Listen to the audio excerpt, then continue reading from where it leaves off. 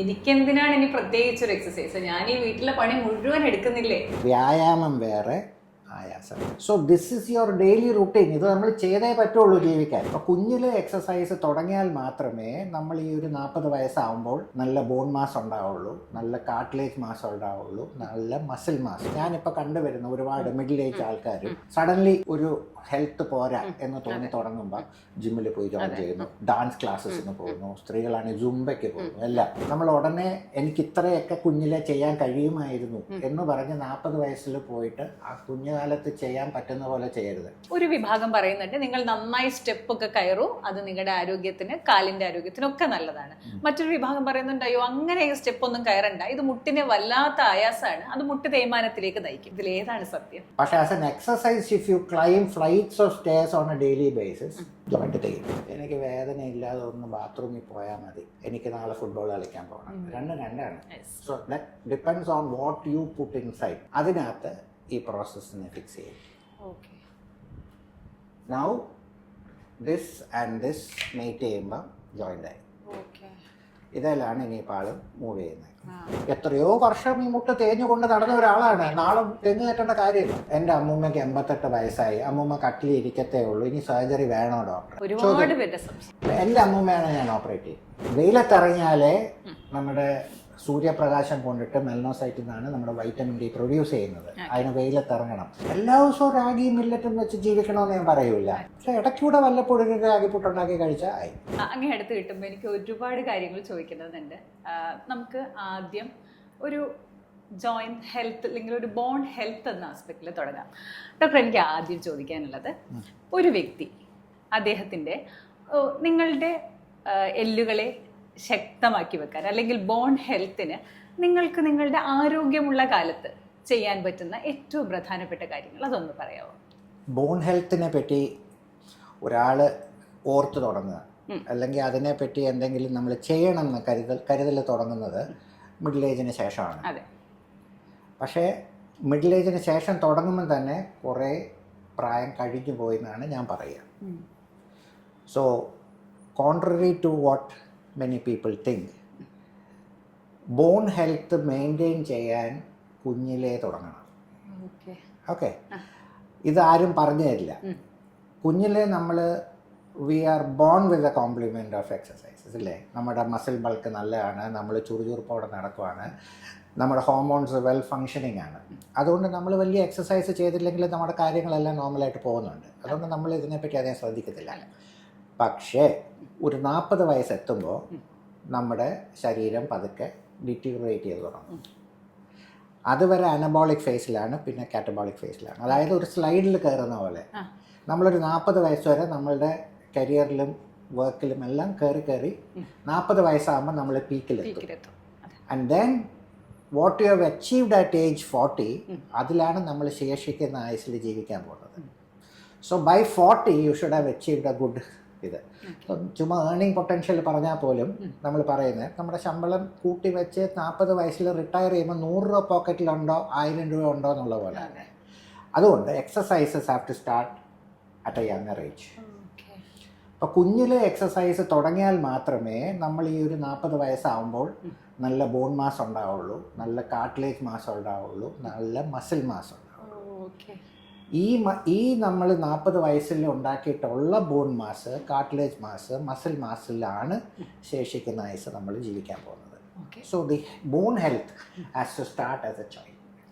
അപ്പോൾ ഇപ്പോഴത്തെ കാലഘട്ടത്തിൽ പിള്ളേരെല്ലാം മൊബൈലിലും കളിക്കുക, ഇൻഡോർ ആക്ടിവിറ്റീസിലൊക്കെ ഇരിക്കുക.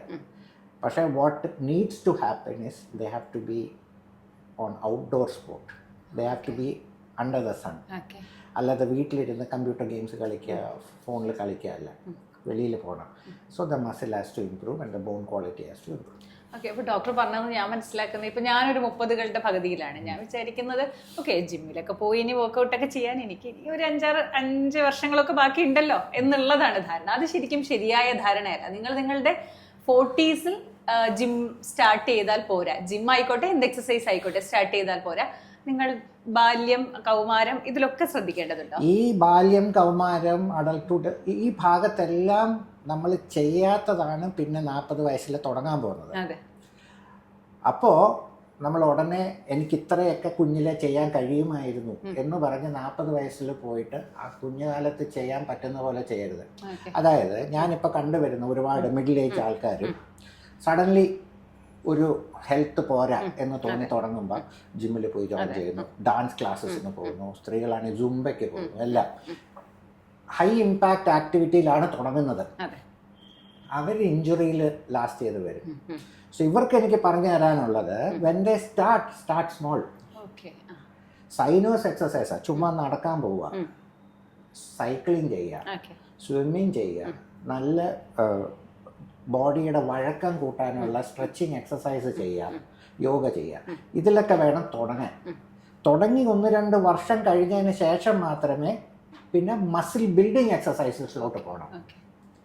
അതായത് ജിമ്മിൽ പോയാൽ ചെറിയ 5 കിലോ വെയിറ്റ് വരെയൊക്കെ എടുത്തേ തുടങ്ങാനുള്ളൂ. ഉടനെ പോയി 50 കിലോ എടുത്ത് പൊക്കരുത്, അതൊക്കെ തുടങ്ങണം. അല്ലാതെ ചാടിപ്പോയി ഉടനെ നാളെ സുംബ തുടങ്ങരുത്, നാളെ ഒരു കോണ്ടാക്ട് സ്പോർട്ട് തുടങ്ങണം, നാളെ പോയി ഫുട്ബോൾ കളിക്കാൻ പോകരുത്. You will enjoy yourself. അപ്പം മസിൽ ബിൽഡ് ചെയ്ത് ഒരു 5-6 ഇയേഴ്സ് മസിൽ ബിൽഡ് ചെയ്ത് സ്ട്രോങ് ആയതിനു ശേഷം മാത്രം you can start your normal contact activity as a child. പലരും റിട്ടയർ ചെയ്ത് കഴിയുമ്പോഴാണ് എനിക്ക് സമയം കിട്ടുക. ഞാനപ്പോൾ എൻ്റെ ഫ്രണ്ട്സിൻ്റെ കൂടി ഇപ്പോൾ ബാഡ്മിൻ്റൺ തുടങ്ങി, അപ്പോൾ എൻ്റെ തോൾ ഇഞ്ചുറിയായി, എൻ്റെ മുട്ട് ഇഞ്ചുറിയായി. ഞാൻ ഫുട്ബോൾ കളിക്കാൻ ടർഫിൽ പോയി തുടങ്ങി, എൻ്റെ മുട്ട് ഇഞ്ചുറിയായി. അങ്ങനെ വരാറുണ്ട്. പക്ഷേ സൈനോസ് എക്സസൈസ് തുടങ്ങി ഒരളവിന് എത്തിയതിന് ശേഷം മാത്രമേ കോണ്ടാക്ട് ആക്ടിവിറ്റിയിലോട്ട് കയറാവുള്ളൂ. ഡോക്ടർ ആസ് എ വുമൺ ഞാനൊരു കാര്യം ചോദിച്ചോട്ടെ, ഈ സ്ത്രീകളോട് നമ്മൾ എക്സസൈസിന്റെ പ്രാധാന്യത്തെക്കുറിച്ച് പറയുമ്പോൾ അവർ പറയാറുണ്ട്, എനിക്കെന്തിനാണ് ഇനി പ്രത്യേകിച്ച് ഒരു എക്സസൈസ്, ഞാൻ ഈ വീട്ടിലെ പണി മുഴുവൻ എടുക്കുന്നില്ലേ, വീട്ടിൽ മുഴുവൻ നടക്കുകയല്ലേ എന്ന് വീട്ടമ്മമാർ പറയാറുണ്ട്. അത് ശരിയാണോ? നമ്മൾ പ്ലാൻ ചെയ്ത് വർക്കൗട്ട് ചെയ്യുന്നതും ഈ വീട്ടിലെ കാര്യങ്ങൾ ചെയ്യുന്നതും എങ്ങനെയാണ്? നമുക്ക് എല്ലാവർക്കും ഓരോ ജോലിയുണ്ട്. ഞാനൊരു ഡോക്ടറാണ്, ഞാൻ രാവിലെ തൊട്ട് വൈകുന്നേരം വരെ ജോലി ചെയ്യുന്നുണ്ട്. എൻ്റെ വൈഫ് ഒരു സോഫ്റ്റ്വെയർ എഞ്ചിനീയർ ആയിരുന്നു, രാവിലെ തൊട്ട് വൈകുന്നേരം വരെ ജോലി ചെയ്യുന്നു. വ്യായാമം വേറെ, ആയാസം വേറെ. Okay, so this is your daily routine. ഇത് നമ്മൾ ചെയ്തേ പറ്റുള്ളൂ ജീവിക്കാൻ. പക്ഷേ വ്യായാമത്തിന് സമയം കണ്ടെത്തണം. സ്പെസിഫിക് ആയിട്ട് നമ്മുടെ മസിൽസ് ഡെവലപ്പ് ചെയ്യാൻ നമ്മൾ സമയം കണ്ടെത്തണം. ഇപ്പം ഒരു ജിമ്മിൽ പോകുന്ന ഒരാളെയും സാധാരണയുള്ള ഒരാളെയും കണ്ടാൽ വ്യത്യാസം അറിയാം അല്ലേ? Is got A muscle bulge. അതെന്താ വരുന്നത്? ആള് പോയി അത്രയും നേരം കൂടെ ആ മസിലിനെ എക്സസൈസ് ചെയ്തു. They say death happens in the തൈ. കേട്ടിട്ടുണ്ടോ? അപ്പൊ അതായത് നമ്മുടെ മസിൽ ബൾക്ക് പോവുകയാണെങ്കിൽ നമ്മളുടെ കേപ്പബിലിറ്റി, മൊബിലിറ്റി പോകും. മൊബിലിറ്റി പോയി കഴിയുമ്പം you will become bed ridden. The earlier you become bedridden, the earlier you die. അപ്പം ലോവർ എക്സ്ട്രീമിറ്റിയുടെ സ്ട്രെങ്ത് മെയിൻറ്റെയിൻ ചെയ്യുവാണ് ലോഞ്ചവിറ്റിക്ക് നല്ലത്. ഇപ്പം ലോവർ എക്സ്ട്രീമിറ്റി സ്ട്രെങ്ത് കുറവായിട്ടുള്ള ഒരാൾക്ക് പല പല രോഗങ്ങൾ വന്ന് കിടപ്പായി. They might live long, but they will not. Lower extremity എന്ന് വെച്ചാൽ പെൽവിസിന് താഴോട്ടുള്ള ഭാഗം. അപ്പം നമുക്ക് കോർ സ്ട്രെങ്തനിങ് മിഡ്രിഫിൻ്റെ ആണ്, അപ്പർ എക്സ്ട്രീമിറ്റി അപ്പർ ആംസിൻ്റെ ആണ്. ഞാൻ പറഞ്ഞത് ലോവർ എക്സ്ട്രീമിറ്റി പെൽവിസിന് താഴോട്ട്. അതായത് നമ്മൾ point A to point B കൊണ്ടുപോകുന്നത് ലോവർ എക്സ്ട്രീമിറ്റിയാണ് അല്ലേ? നമുക്ക് ഒരു സ്ഥലത്തിരുന്ന് ജോലി ചെയ്യാനാണ് അപ്പർ എക്സ്ട്രീമിറ്റിയുടെ ആവശ്യം. പക്ഷേ നമ്മൾ ബെഡ് റിഡൻ ആയി പോയിട്ട് കൈ വർക്ക് ചെയ്തിട്ട് കാര്യമില്ലല്ലോ. You have to go to this office to work. This leg has to take you there. ഇതില്ലെങ്കിൽ you are seated at home. Then പോയി. അപ്പം കൈ പ്രശ്നം ഉണ്ടെങ്കിൽ തന്നെയും നമ്മൾ നടക്കുന്ന ഒരാളാണെങ്കിൽ നമുക്ക് point A to point, it is on your mental health also. Otherwise you are confined to 4 walls and then your life is bad. Okay doctor, അതുപോലെ മിത്താണോ യാഥാർത്ഥ്യമാണോ എന്ന് അറിയാത്തൊരു കാര്യത്തെക്കുറിച്ചാണ്. ഒരു വിഭാഗം പറയുന്നുണ്ട് നിങ്ങൾ നന്നായി സ്റ്റെപ്പൊക്കെ കയറൂ, അത് നിങ്ങളുടെ ആരോഗ്യത്തിന്, കാലിൻ്റെ ആരോഗ്യത്തിനൊക്കെ നല്ലതാണ്. മറ്റൊരു വിഭാഗം പറയുന്നുണ്ട് അയ്യോ അങ്ങനെ സ്റ്റെപ്പൊന്നും കയറണ്ട, ഇത് മുട്ടിന് വല്ലാത്ത ആയാസമാണ്, അത് മുട്ട് തേയ്മാനത്തിലേക്ക് നയിക്കും. ഇതിലേതാണ് സത്യം? Good question. ബേസിക്കലി അറിഞ്ഞിരിക്കേണ്ട കാര്യം, നമ്മുടെ ഒരു ബോഡി വെയിറ്റ് എടുത്തോളാം. How tall are you? 163 centimeters. What will be your ideal weight എന്ന് ഞാൻ പറയാം. Your ideal weight is height in centimeters minus 100. 63. അപ്പോൾ your ideal weight is 63 വേണ്ടത്. അതിൻ്റെ ഒരു പ്ലസ് മൈനസ് 5 kgs വന്നാൽ നമുക്ക് സൂട്ടബിൾ ആണ്. But what if you R 83? You are carrying an extra 20 kgs on your head, on your body. ഈ 20 kgs will weigh heavy on your joints നടക്കുമ്പോൾ. അതായത് ഒരു ചുമട്ടുതൊഴിലാളി ഐഡിയൽ വെയിറ്റ് ഉള്ള ഒരാളാണ്, ആളൊരു 20 കിലോ തലയെ വെച്ചോണ്ട് നടന്നാൽ അയാളുടെ ജോയിന്റ് തേയും. ചുമ്മാ നടന്നാൽ അത്ര തേയൂല, ബിക്കോസ് അയാളുടെ ബോഡി അതിന് കണ്ടീഷൻഡാണ്. പക്ഷെ 20 കിലോ സ്ഥിരമായിട്ട് ബോഡിയിൽ എടുത്തുകൊണ്ട് നടക്കുകയാണെങ്കിൽ തെയ്യും. നൗ ഈ ഒരാൾ now when he is walking on the normal floor 1 to 1.5 times body weight joint കൂടെ പോകും. എന്ന് വെച്ചാൽ body weight plus muscle acting on the joint. അപ്പോൾ ഒരു 0.5% കൂടെ കൂട്ടിയോ. അപ്പോൾ 1.5% of your body weight is going through your joint. പക്ഷേ imagine this very same person going up a flight of stairs. Step കയറാന്ന് വെച്ചോ. നൗ ഒരു സ്റ്റെപ്പ് എന്ന് പറഞ്ഞാൽ ഒരടി പൊക്കത്തില്ല. അപ്പോൾ ഈ 63 കിലോ ഫോർ യു ഒരടി പൊക്കുക. So the muscle acting on the joint is 3 to 4 times the body weight. ഇപ്പോൾ 63 കിലോ, ഒരു 60 കിലോ എന്നുള്ള വെച്ചാൽ for you 240 kgs of weight is acting on the joint. ഒരു 80 കിലോസ് ഉള്ള ഒരാളാണെങ്കിൽ 320 kilos ഓഫ് വെയിറ്റ് വെയിറ്റ്. ഇപ്പോൾ സഡൻലി ഒരു 2-3 സ്റ്റെപ്പാണ് 3 കയറി ഇറങ്ങുമ്പോൾ it is just point loading for the time being. അതങ്ങ് രക്ഷപ്പെട്ടു, നമ്മുടെ ശരീരം ടേക്ക് ചെയ്യും. പക്ഷേ as an exercise if you climb flights of stairs on a daily basis joint ചെയ്യും. അതെ, ഓക്കെ. അപ്പോൾ എനിക്കിനി ഡോക്ടറോട് ചോദിക്കാനുള്ളത്, സർജനെ കൈ കിട്ടുമ്പോൾ അറിയാൻ ആഗ്രഹമുണ്ട്. നമ്മൾ പ്രധാനമായിട്ട് കേൾക്കുന്നത് ഒന്ന് ഹിപ്പ് റീപ്ലേസ്മെൻറ്റ്, വേറൊന്ന് നീ റീപ്ലേസ്മെൻറ്റ്, പിന്നെ ഇഞ്ചുറീസ് വരുന്നു, നമുക്ക് സർജറി നടത്തി എന്ന് പറയുന്നു. ഇതിൽ ഓരോന്നിലേക്ക് നമുക്ക് വരാം. ആദ്യം ഹിപ്പിൽ നിന്ന് തുടങ്ങിയാൽ ഡോക്ടർ കേട്ടിട്ടുള്ളത് മൂവ്മെൻറ്റ് റെസ്ട്രിക്റ്റഡ് ആയി ഡോക്ടറെ കണ്ടു, ഹിപ്പിന് പ്രശ്നം ഉണ്ടെന്ന് പറഞ്ഞു, സർജറി പറഞ്ഞിട്ടുണ്ട്. മറ്റൊന്ന് കിടക്കുമ്പോൾ ബുദ്ധിമുട്ടുണ്ട്, ടോയ്ലറ്റിൽ പോകാൻ ബുദ്ധിമുട്ടുണ്ട്. ഇങ്ങനെയൊക്കെയാണ് ഡോക്ടറെ കണ്ടതായി ഞാൻ എൻ്റെ പ്രിമൈസസിൽ കണ്ടിരിക്കുന്നത്. ഡോക്ടറുടെ അടുത്തേക്ക് ഹിപ്പിന് പ്രശ്നമായി വരുന്ന മനുഷ്യർ ഏത് തരം ആശങ്കകളുമായിട്ടാണ് വരുന്നത്? ഓക്കെ, നമ്മുടെ ഇന്ത്യൻ പെർസ്പെക്റ്റീവ് എടുക്കാം. നമ്മൾ ജനറ്റിക്കലി നമ്മൾ ഒരുപാട് സ്ക്വാട്ട് ചെയ്യുന്ന ആൾക്കാരാണ്, ആയിരുന്നു, ഇപ്പം അല്ല. അപ്പം അതുകൊണ്ട് നമുക്ക്, ഞാനിപ്പം വെളി രാജ്യത്ത് വർക്ക് ചെയ്തിട്ടുണ്ട്, അവിടങ്ങളിൽ ഹിപ്പ് റീപ്ലേസ്മെൻ്റ് ആണ് നീ റീപ്ലേസ്മെൻറ്റിനേക്കാളും കൂടുതൽ കാണുക, or on an equal basis അവിടെ കാണാറുണ്ട്. പക്ഷേ ഇന്ത്യയിൽ വന്നു കഴിഞ്ഞാൽ നമ്മളിപ്പോൾ ഒരു 100 നീ ചെയ്യുമ്പോൾ ഒരു 5-10 ഹിപ്പേ ചെയ്യുള്ളൂ. സോ ഇൻ ഇന്ത്യ നീ replacements are more common than hip replacements. നമ്മളുടെ ജനറ്റിക് മേക്കപ്പ് ആണെന്ന് വെച്ചോണ്ടേ. അപ്പം എപ്പോഴാണ് ഒരു സർജറിയുടെ ആവശ്യം വരിക? കാണുന്ന എല്ലാവരെയും നമ്മൾ ഓപ്പറേറ്റ് ചെയ്യുന്നില്ല. People come with different problems. അതിൽ പ്രായമായി തേയ്മാനം വന്ന് വരുന്നതിന് പേരാണ് osteoarthritis. That is a normal wear and tear with ageing. ഓക്കെ, ഇനിയുള്ളത് ഇൻഫ്ലമേറ്ററി ആർത്രൈറ്റിസ്. ഇൻഫ്ലമേറ്ററി ആർത്രൈറ്റിസ് എന്ന് പറഞ്ഞാൽ രോഗം വരുന്നത്. അപ്പം സന്ധിവാതം കുഞ്ഞിലേ തുടങ്ങും. And they are on medication. ഈ മെഡിക്കേഷൻ കഴിക്കുന്നത് ഈ ജോയിൻറ്റ് നശിച്ചു പോകാതിരിക്കാനാണ്. പക്ഷേ there is no cure. So you have to take medication for a lifetime. കുറേ നാൾ കഴിയുമ്പോൾ ഫോൾട്ടർ ചെയ്യും. ഒന്നെങ്കിൽ മരുന്ന് കഴിച്ച് മടുത്തുന്നതായിരിക്കും, ചിലപ്പം ആ മരുന്ന് അഫോർഡ് ചെയ്യാൻ പറ്റാഞ്ഞിട്ടായിരിക്കും, ഓർ ചിലപ്പോൾ നമ്മൾ ഒരു സയൻസ് ഓഫ് മെഡിസിൻ ചെയ്യും, അലോപ്പതി, പിന്നെ ഹോമിയോപ്പതി ചെയ്യാന്ന് പറയും, പിന്നെ ഒരാൾ പറയും അവിടെ ആശാൻ്റെ അടുത്ത് പോയി തിരിഞ്ഞാൽ ശരിയാണെന്ന് പറയും. So they jump from place to place. Ultimately വരുമ്പോഴത്തേക്ക് എങ്ങും ഫലം കിട്ടിയില്ല, ദേ ടേൺ അപ്പ് വിത്ത്. അപ്പോൾ osteoarthritis usually you are seeing in patients above 60, wear and tear വന്ന് ചെയ്യുന്നത്. പക്ഷെ റുമറ്റോയിഡ് ആർത്രൈറ്റിസ് ഒക്കെ വന്നിട്ട് വരുന്ന പേഷ്യൻസ് വളരെ യങ് ആണ്, 20, 30, 40 ഒക്കെ. My youngest patient is 25 years of age, 23, 24 years of age. അത്രയാണ്, മനസ്സിലായോ? സോ അതുകൊണ്ട് age, whenever the patient has a pain that affects his daily routine, then you have to do the surgery for it. അല്ലാതെ നമ്മൾ പോയി പ്രായമാകുമ്പോൾ വാന്ന് പറഞ്ഞാൽ ആളുടെ ലൈഫ് ടൈം തീർന്നു കിട്ടും. എനിക്കറിയാം അടുത്ത ക്വസ്റ്റ്യൻ എന്താ ചോദിച്ചാൽ പറഞ്ഞത്, എന്തുകൊണ്ടാണ് കൊച്ചിലെ ചെയ്യാത്തത് എന്താ? Okay, now your hip is design to last a lifetime. നമുക്ക് ദൈവം തന്ന സൃഷ്ടി അത് ഇത്രയും മില്യനെ കൊണ്ടുള്ള പരിണാമത്തിൽ ഉണ്ടായിട്ടുള്ള ഹിപ്പാണ്. It suppose to last a lifetime. അത് വേറെ ചെയ്ത് പോയി കഴിഞ്ഞാൽ പിന്നെ നമ്മളാൽ കണ്ടുപിടിച്ച മെറ്റൽസ് ഒക്കെ വെച്ചിട്ട് ഉണ്ടാക്കിയിട്ടൊരു സാധനമാണ് ഇത്. ഇതിനൊരു ആയുസുണ്ട്. ഇത് ഞാനൊക്കെ പഠിക്കുന്ന കാലത്ത് 5 to 10 years ആയിരുന്നു. ഇപ്പോൾ ഒരു 20 years വരെയൊക്കെ ആയുസുണ്ട്. So if you do a replacement, ഒരു hip replacement on a person at age 20, you are expecting it to last only until 40. പറഞ്ഞ മനസ്സിലായോ? ആ ആളുടെ ലൈഫ് ടൈമിൽ തന്നെ മിക്കപ്പോഴും നമ്മളത് റിവൈസ് ചെയ്ത് കൊടുക്കേണ്ടി വരും. അപ്പം if we can delay the age of surgery probably അയാളുടെ ഇപ്പോൾ ഒരു 60 വയസ്സിൽ ചെയ്യുവാണെങ്കിൽ അതൊരു കുറേ നാളൂടെ കിടക്കും. അങ്ങനെ വരുമ്പോഴത്തേക്ക് അതുകൊണ്ടാണ് പലരും ഡിലേ ചെയ്യുന്നത്. പക്ഷേ ആ പേരും പറഞ്ഞ് 20ാമത്തെ വയസ്സിൽ 40 വരെ ഓടിച്ചിട്ടുണ്ടെങ്കിൽ അയാളുടെ most fruitful period of life പെയിനിൽ തീരും. ആളെ കൊണ്ട് ഒരു ഗുണമില്ല. അതുകൊണ്ട് we will do it as and when required if surgery is indicated. Doctor, ഞാൻ മനസ്സിലാക്കുന്നത് ശരീരം അല്ലെങ്കിൽ പ്രകൃതി നമുക്ക് തന്ന ഒരു അവയവത്തെ നമ്മൾ മാറ്റിയിട്ട് മറ്റൊന്ന് ഘടിപ്പിക്കുകയാണ്. ഒന്ന് എക്സ്പ്ലെയിൻ ചെയ്യാമോ? വാട്ട്സ് ദ പ്രോസസ് ഹാപ്പനിങ് എന്നുള്ളത് ഒന്ന് പറയാമോ? ചോദ്യം. ഹിപ്പ് റീപ്ലേസ്മെന്റ്, ഇത് നമ്മുടെ ഇടുപ്പല്ലാണ്, ഇത് നമ്മുടെ ഹിപ്പ് ജോയിന്റ് ആണ്.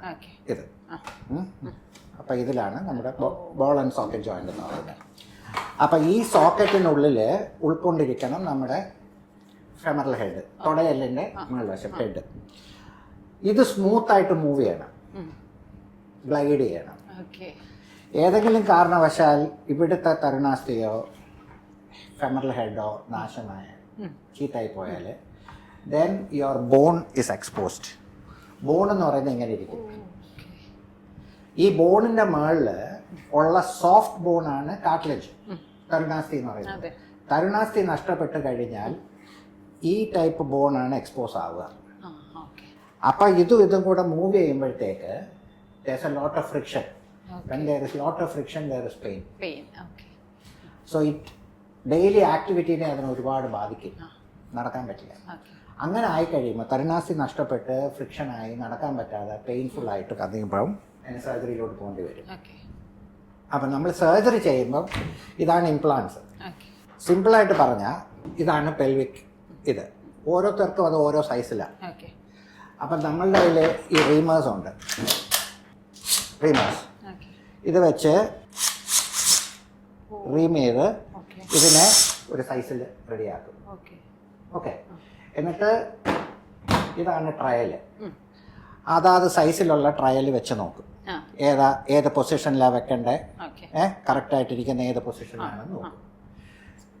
നോക്കിയിട്ട് അതിനകത്താണ് ഈ കപ്പ് ഫിക്സ് ചെയ്യുക. ഓക്കെ, അപ്പം ഇതൊരു ബെയറിംഗ് സർഫസ് ആയി.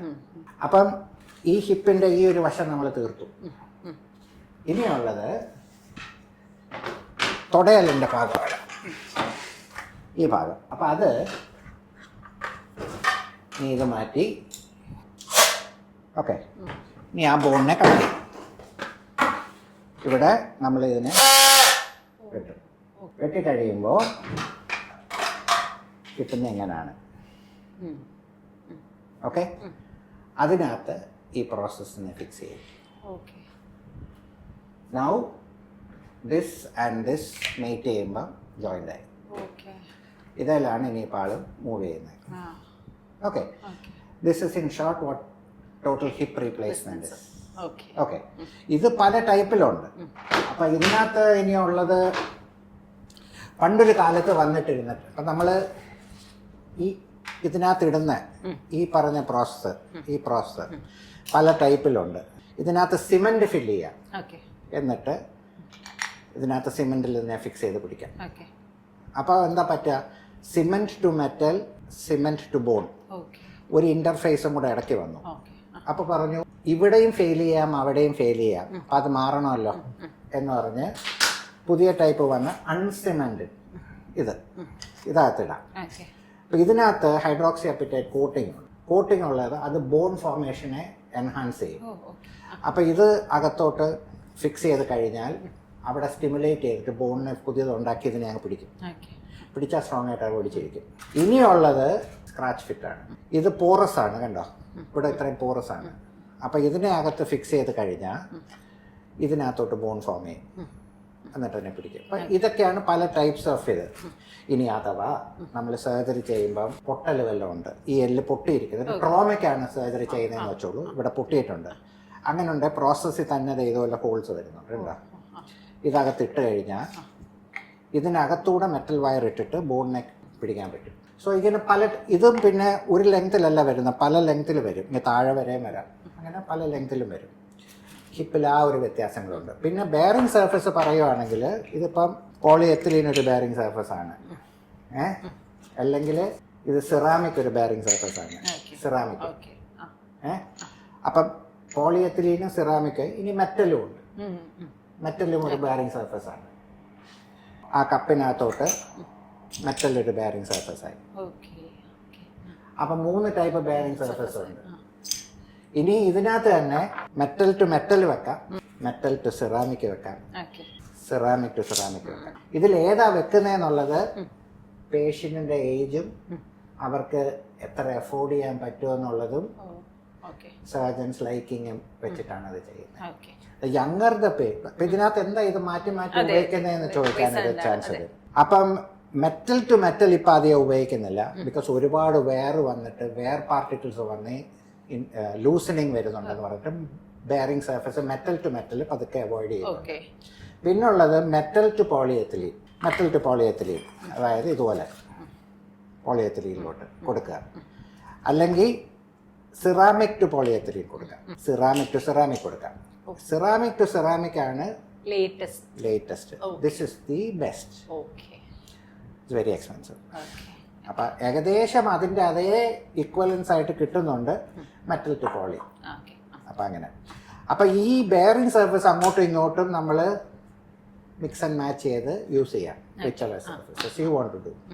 പിന്നെ ഹിപ്പ് റീപ്ലേസ്മെന്റിനെ പറ്റി പറയുന്നതിനകത്ത് ഒരു വലിയ കോംപ്ലിക്കേഷൻ എന്ന് പറയുന്നത് ഡിസ്ലൊക്കേഷനാണ്. Because it's a ball and socket joint അല്ലേ. അപ്പം നമ്മുടെ ഹിപ്പിന് വളരെയധികം മൂവ്മെന്റ് ഉണ്ട്. അപ്പം മുട്ടാണെങ്കിൽ നമുക്ക് ഈ ഒരു മൂവ്മെന്റ് ആണുള്ളത്, പിന്നെ ചെറിയ ട്വിസ്റ്റിങ്ങേ ഉള്ളൂ. പക്ഷെ ഹിപ്പിനാണെങ്കിൽ നല്ലൊരു എങ്ങനെ വേണം മൂവ് ചെയ്യാം അല്ലേ. അപ്പം ഹിപ്പ് ഡിസ്ലൊക്കേറ്റ് ചെയ്യാനുള്ള സാധ്യതകൾ കൂടുതലാണ് അല്ലേ. അപ്പം ഇപ്പം പുതിയതായിട്ട് വന്നിട്ടുള്ളതാണ് ഡുവൽ മൊബിലിറ്റി കപ്പ് എന്നാണ് പറയുന്നത്. ഇപ്പം നമ്മൾ ഇത് കപ്പ് വെക്കുന്നു, അതിൽ ഒരു മെറ്റൽ ബെയറിംഗ് കൊടുക്കുന്നു, അതിനകത്ത് പോളിയും ഹെഡും കൂടി ഇങ്ങനെ വരും. ഓക്കെ, അപ്പം ഞാൻ ഇത് വെച്ച് കാണിച്ചാൽ ഇവിടെ ഒരു മൂവ്മെൻ്റ് ഉണ്ട് അല്ലേ. ഇനി ഇത് ഇതിനകത്ത് കൊടുത്താൽ ഇതിനകത്ത് ഒരു മൂവ്മെൻ്റ് ഉണ്ട്, ഇത് മൂവ് ചെയ്യും. അപ്പം ഇത് ഡിസ്ലൊക്കേറ്റ് ചെയ്യാനുള്ള സാധ്യത വരത്തില്ല. എന്ന് വെച്ചാൽ പോളിയെത്തിലീൻ ഇങ്ങനെ മാറിത്തരും, അപ്പം ഇങ്ങോട്ട് ഡിസ്ലൊക്കേറ്റ് ചെയ്യൂല. മനസ്സിലായോ? അതുപോലെ ഫ്രണ്ടിലോട്ട് മൂവ് ചെയ്യുകയാണെങ്കിലും മെറ്റൽ അവിടെ ഇരിക്കും, പോളിയെത്തിലീൻ വന്നിട്ട് പോയി. അപ്പം ഒരു ന്യൂറോളജിക്കൽ ഡിസോർഡർ ഉള്ള പേഷ്യൻറ്റിനെയാണ് നമ്മൾ ഹിപ്പ് റീപ്ലേസ്മെൻറ്റ് ചെയ്യുന്നത്. മസിൽ തീരെ ഇല്ലാത്തൊരു പേഷ്യൻറ്റിനെയാണ് ചെയ്യുന്നത്. ഇവർക്കൊക്കെ നമ്മൾ സർജറി ചെയ്ത് ഇംപ്ലാന്റ് ചെയ്ത് വെച്ച് കഴിഞ്ഞാൽ മസിൽ നന്നായിട്ടുണ്ടെങ്കിൽ മാത്രമേ അതിൻ്റെ പൊസിഷനിൽ മെയിൻറ്റെയിൻ ചെയ്യൂ. അല്ലെങ്കിൽ അവരുടെ നെർവ് നന്നായിട്ട് ഫങ്ഷൻ ചെയ്താലേ ആ മസിലിനെ പ്രവർത്തിപ്പിച്ച് പൊസിഷൻ മെയിൻറ്റെയിൻ ചെയ്യുള്ളൂ. ഇതില്ലാത്തൊരു പേഷ്യൻറ്റിനെ ചെയ്യേണ്ടി വന്നാൽ ഡുവൽ മൊബിലിറ്റി കപ്പ് ഇടും. അപ്പം ഹിപ്പ് ഡിസ്ലൊക്കേറ്റ് ചെയ്യാതെ അതിനെ ഹോൾഡ് ചെയ്യും. ഏകദേശം അതാണ് അതിനകത്തുള്ള കഥ. ഡോക്ടർ, എനിക്ക് ഇതിൻ്റെ ഒരു ഡെവലപ്മെന്റ് മനസ്സിലായി. പക്ഷേ ഇനി ഡോക്ടറോട് ചോദിക്കാനുള്ളത്, നമ്മളിത് മിനിമൽ ഇൻവേസീവിന്റെ കാലമാണെങ്കിൽ ഞാൻ മനസ്സിലാക്കുന്നത് ഇതൊരു ഓപ്പൺ സർജറി ആയിട്ട് തന്നെയാണ് നമ്മൾ ചെയ്യുന്നത് അല്ലേ. അപ്പോൾ ഈ സർജിക്കൽ പ്രൊസീജിയറിലെ ഒരു കാലം എങ്ങനെയാണ് വികസിച്ചിട്ടുള്ളത്, ഇപ്പോൾ നമ്മൾ എവിടെ എത്തി നിൽക്കുന്നു എന്നുള്ളതൊന്ന് പറയാം. ഓക്കെ, ഇടയ്ക്ക് വന്ന ഒരു ട്രെൻഡായിരുന്നു മിനിമൽ ഇൻവേസീവ് സർജറി. അപ്പോൾ അതിനകത്ത് ബേസിക്കലി എന്താണെന്ന് വെച്ചാൽ വെളിയിലൊരു ചെറിയ ഇൻസിഷനേ ഉണ്ടാവുള്ളൂ, അതിനകത്തൂടെ പോയിട്ട് ബോൺ ഇതിനെ വെക്കുന്നു. അപ്പോൾ ഒരു പീരീഡിൽ വന്ന ഒരു ഫാഡാണത്. നല്ല വലിയ ഇൻസിഷൻ ഇട്ട് ആസിറ്റാബിളോ നന്നായിട്ട് കണ്ട് ഫെമറൽ ഹെഡ് നന്നായിട്ട് കണ്ട് കറക്റ്റായിട്ട് പൊസിഷൻ ചെയ്ത് പോകുന്നതാണ് എപ്പോഴും നല്ലത്. ആ മിനിമൽ ഇൻവേസീവ് സർജറിയിൽ വരുന്നതെന്ന് വെച്ചാൽ ചെറിയ ഇൻസിഷനിലകത്തൂടെ ഊഹിച്ചാണ് കപ്പ് പ്ലേസ് ചെയ്യുന്നത്, ഊഹിച്ചാണ് ഫീമർ പ്ലേസ് ചെയ്യുന്നത്. അപ്പോൾ പലപ്പോഴും സർജറി കഴിഞ്ഞ് എക്സ്റേ എടുത്ത് നോക്കുമ്പോൾ നമ്മൾ ഉദ്ദേശിച്ച പൊസിഷനിലല്ല കപ്പ് ഇരിക്കുന്നത്, ഉദ്ദേശിച്ച പൊസിഷനിലല്ല ഫീമർ ഇരിക്കുന്നത്. ഫെയിലിയർ റേറ്റ് ഹൈ ആണ്. മാത്രമല്ല ഒരു ചെറിയ ഇൻസിഷൻ ഇട്ടിട്ട് ഈ ഒരു ഇംപ്ലാന്റ് അകത്തിടണമെങ്കിൽ ഒരുപാട് റിട്രാക്ട് ചെയ്യണം, ഒരുപാട് മസിലിനെ അങ്ങോട്ടും ഇടണം. അപ്പം നമ്മൾ ഒരുപാട് മസിലിനെ ഡാമേജ് ചെയ്യും. It is not evident outside. വെളിയിൽ കാണുമ്പോൾ ഒരു ചെറിയ ഇൻസിഷനേ ഉള്ളൂ, പക്ഷെ അകത്ത് നമ്മൾ ഒരുപാട് ഡാമേജ് ഉണ്ടാക്കിയിട്ടുണ്ട്. അപ്പൊ ഇവരുടെ അടുത്ത് തിരിച്ച് എക്സസൈസ് ചെയ്ത് നടക്കാൻ പറയുമ്പോഴത്തേക്ക് പെയിനാണ്, മുടന്താണ്, മസിൽ അങ്ങോട്ട് ഡെവലപ്പില്ല, ഒത്തിരി ഫിസിയോ ഒക്കെ വേണ്ടി വരുന്നുണ്ട്. So now we have all gone back to doing provisional straight big incision surgeries. ഇതിനകത്ത് വന്നിട്ടുള്ള ഇംപ്രൂവ്മെന്റ്സ് എന്തൊക്കെയാണെന്ന് വെച്ചാൽ മസിൽ മുറിച്ചിട്ടായിരുന്നു ഓപ്പറേറ്റ് ചെയ്യുന്നത്. ഇപ്പം ഇന്റർ മസ്കുലർ പ്ലെയിനിലൂടെ പോകും. അതായത് രണ്ട് മസിലിനെ ഇടയ്ക്കൂടെ ഓക്കെ പോയിട്ട് ഹിപ്പിൽ അപ്രോച്ച് ചെയ്തിട്ട് ചെയ്യും. അപ്പം മസിലിനെ നമ്മൾ മുറിക്കുന്നില്ല, ആ ക്യാപ്സ്യൂള് മാത്രം. അതായത് ഹിപ്പിൻ്റെ ഈ ക്യാപ്സ്യൂള്, ഹിപ്പിന് ഇങ്ങനെ ഒരു ഫുൾ കവറിങ് ഉണ്ട് കേട്ടോ. അപ്പം നമ്മൾ മസിലിൻ്റെ ഇടയ്ക്കൂടെ ഇവിടെ എത്തിയിട്ട് ഇവിടെ മസിലിനെ റിട്രാക്ട് ചെയ്ത് ഈ ക്യാപ്സ്യൂളിനെ മാത്രം ഓപ്പൺ ചെയ്ത് ഓപ്പറേറ്റ് ചെയ്തിട്ട് ക്യാപ്സ്യൂൾ ക്ലോസ് ചെയ്യുക. മസിൽ ഇൻടാക്റ്റ് ആണ്. അപ്പം മസിൽ ഇൻടാക്റ്റ് ആയതുകൊണ്ട് തന്നെ നമുക്ക് എത്രയും പെട്ടെന്ന് മൊബിലൈസ് ചെയ്യാം, എത്രയും പെട്ടെന്ന് ആ പേഷ്യൻ്റ് പെയിൻ ഫ്രീ ആയിട്ട് ഫിസിയോതെറപ്പിക്ക് പാർട്ടിസിപ്പേറ്റ് ചെയ്യും, എന്നിട്ട് എക്സസൈസിലോട്ട് പോകും. അപ്പോൾ കുറച്ചുകൂടെ ഫാസ്റ്റർ റിക്കവറിയാണ് ഇൻ്റർ മസ്കുലർ പ്ലെയിനിൽ പോകുന്നുണ്ട്.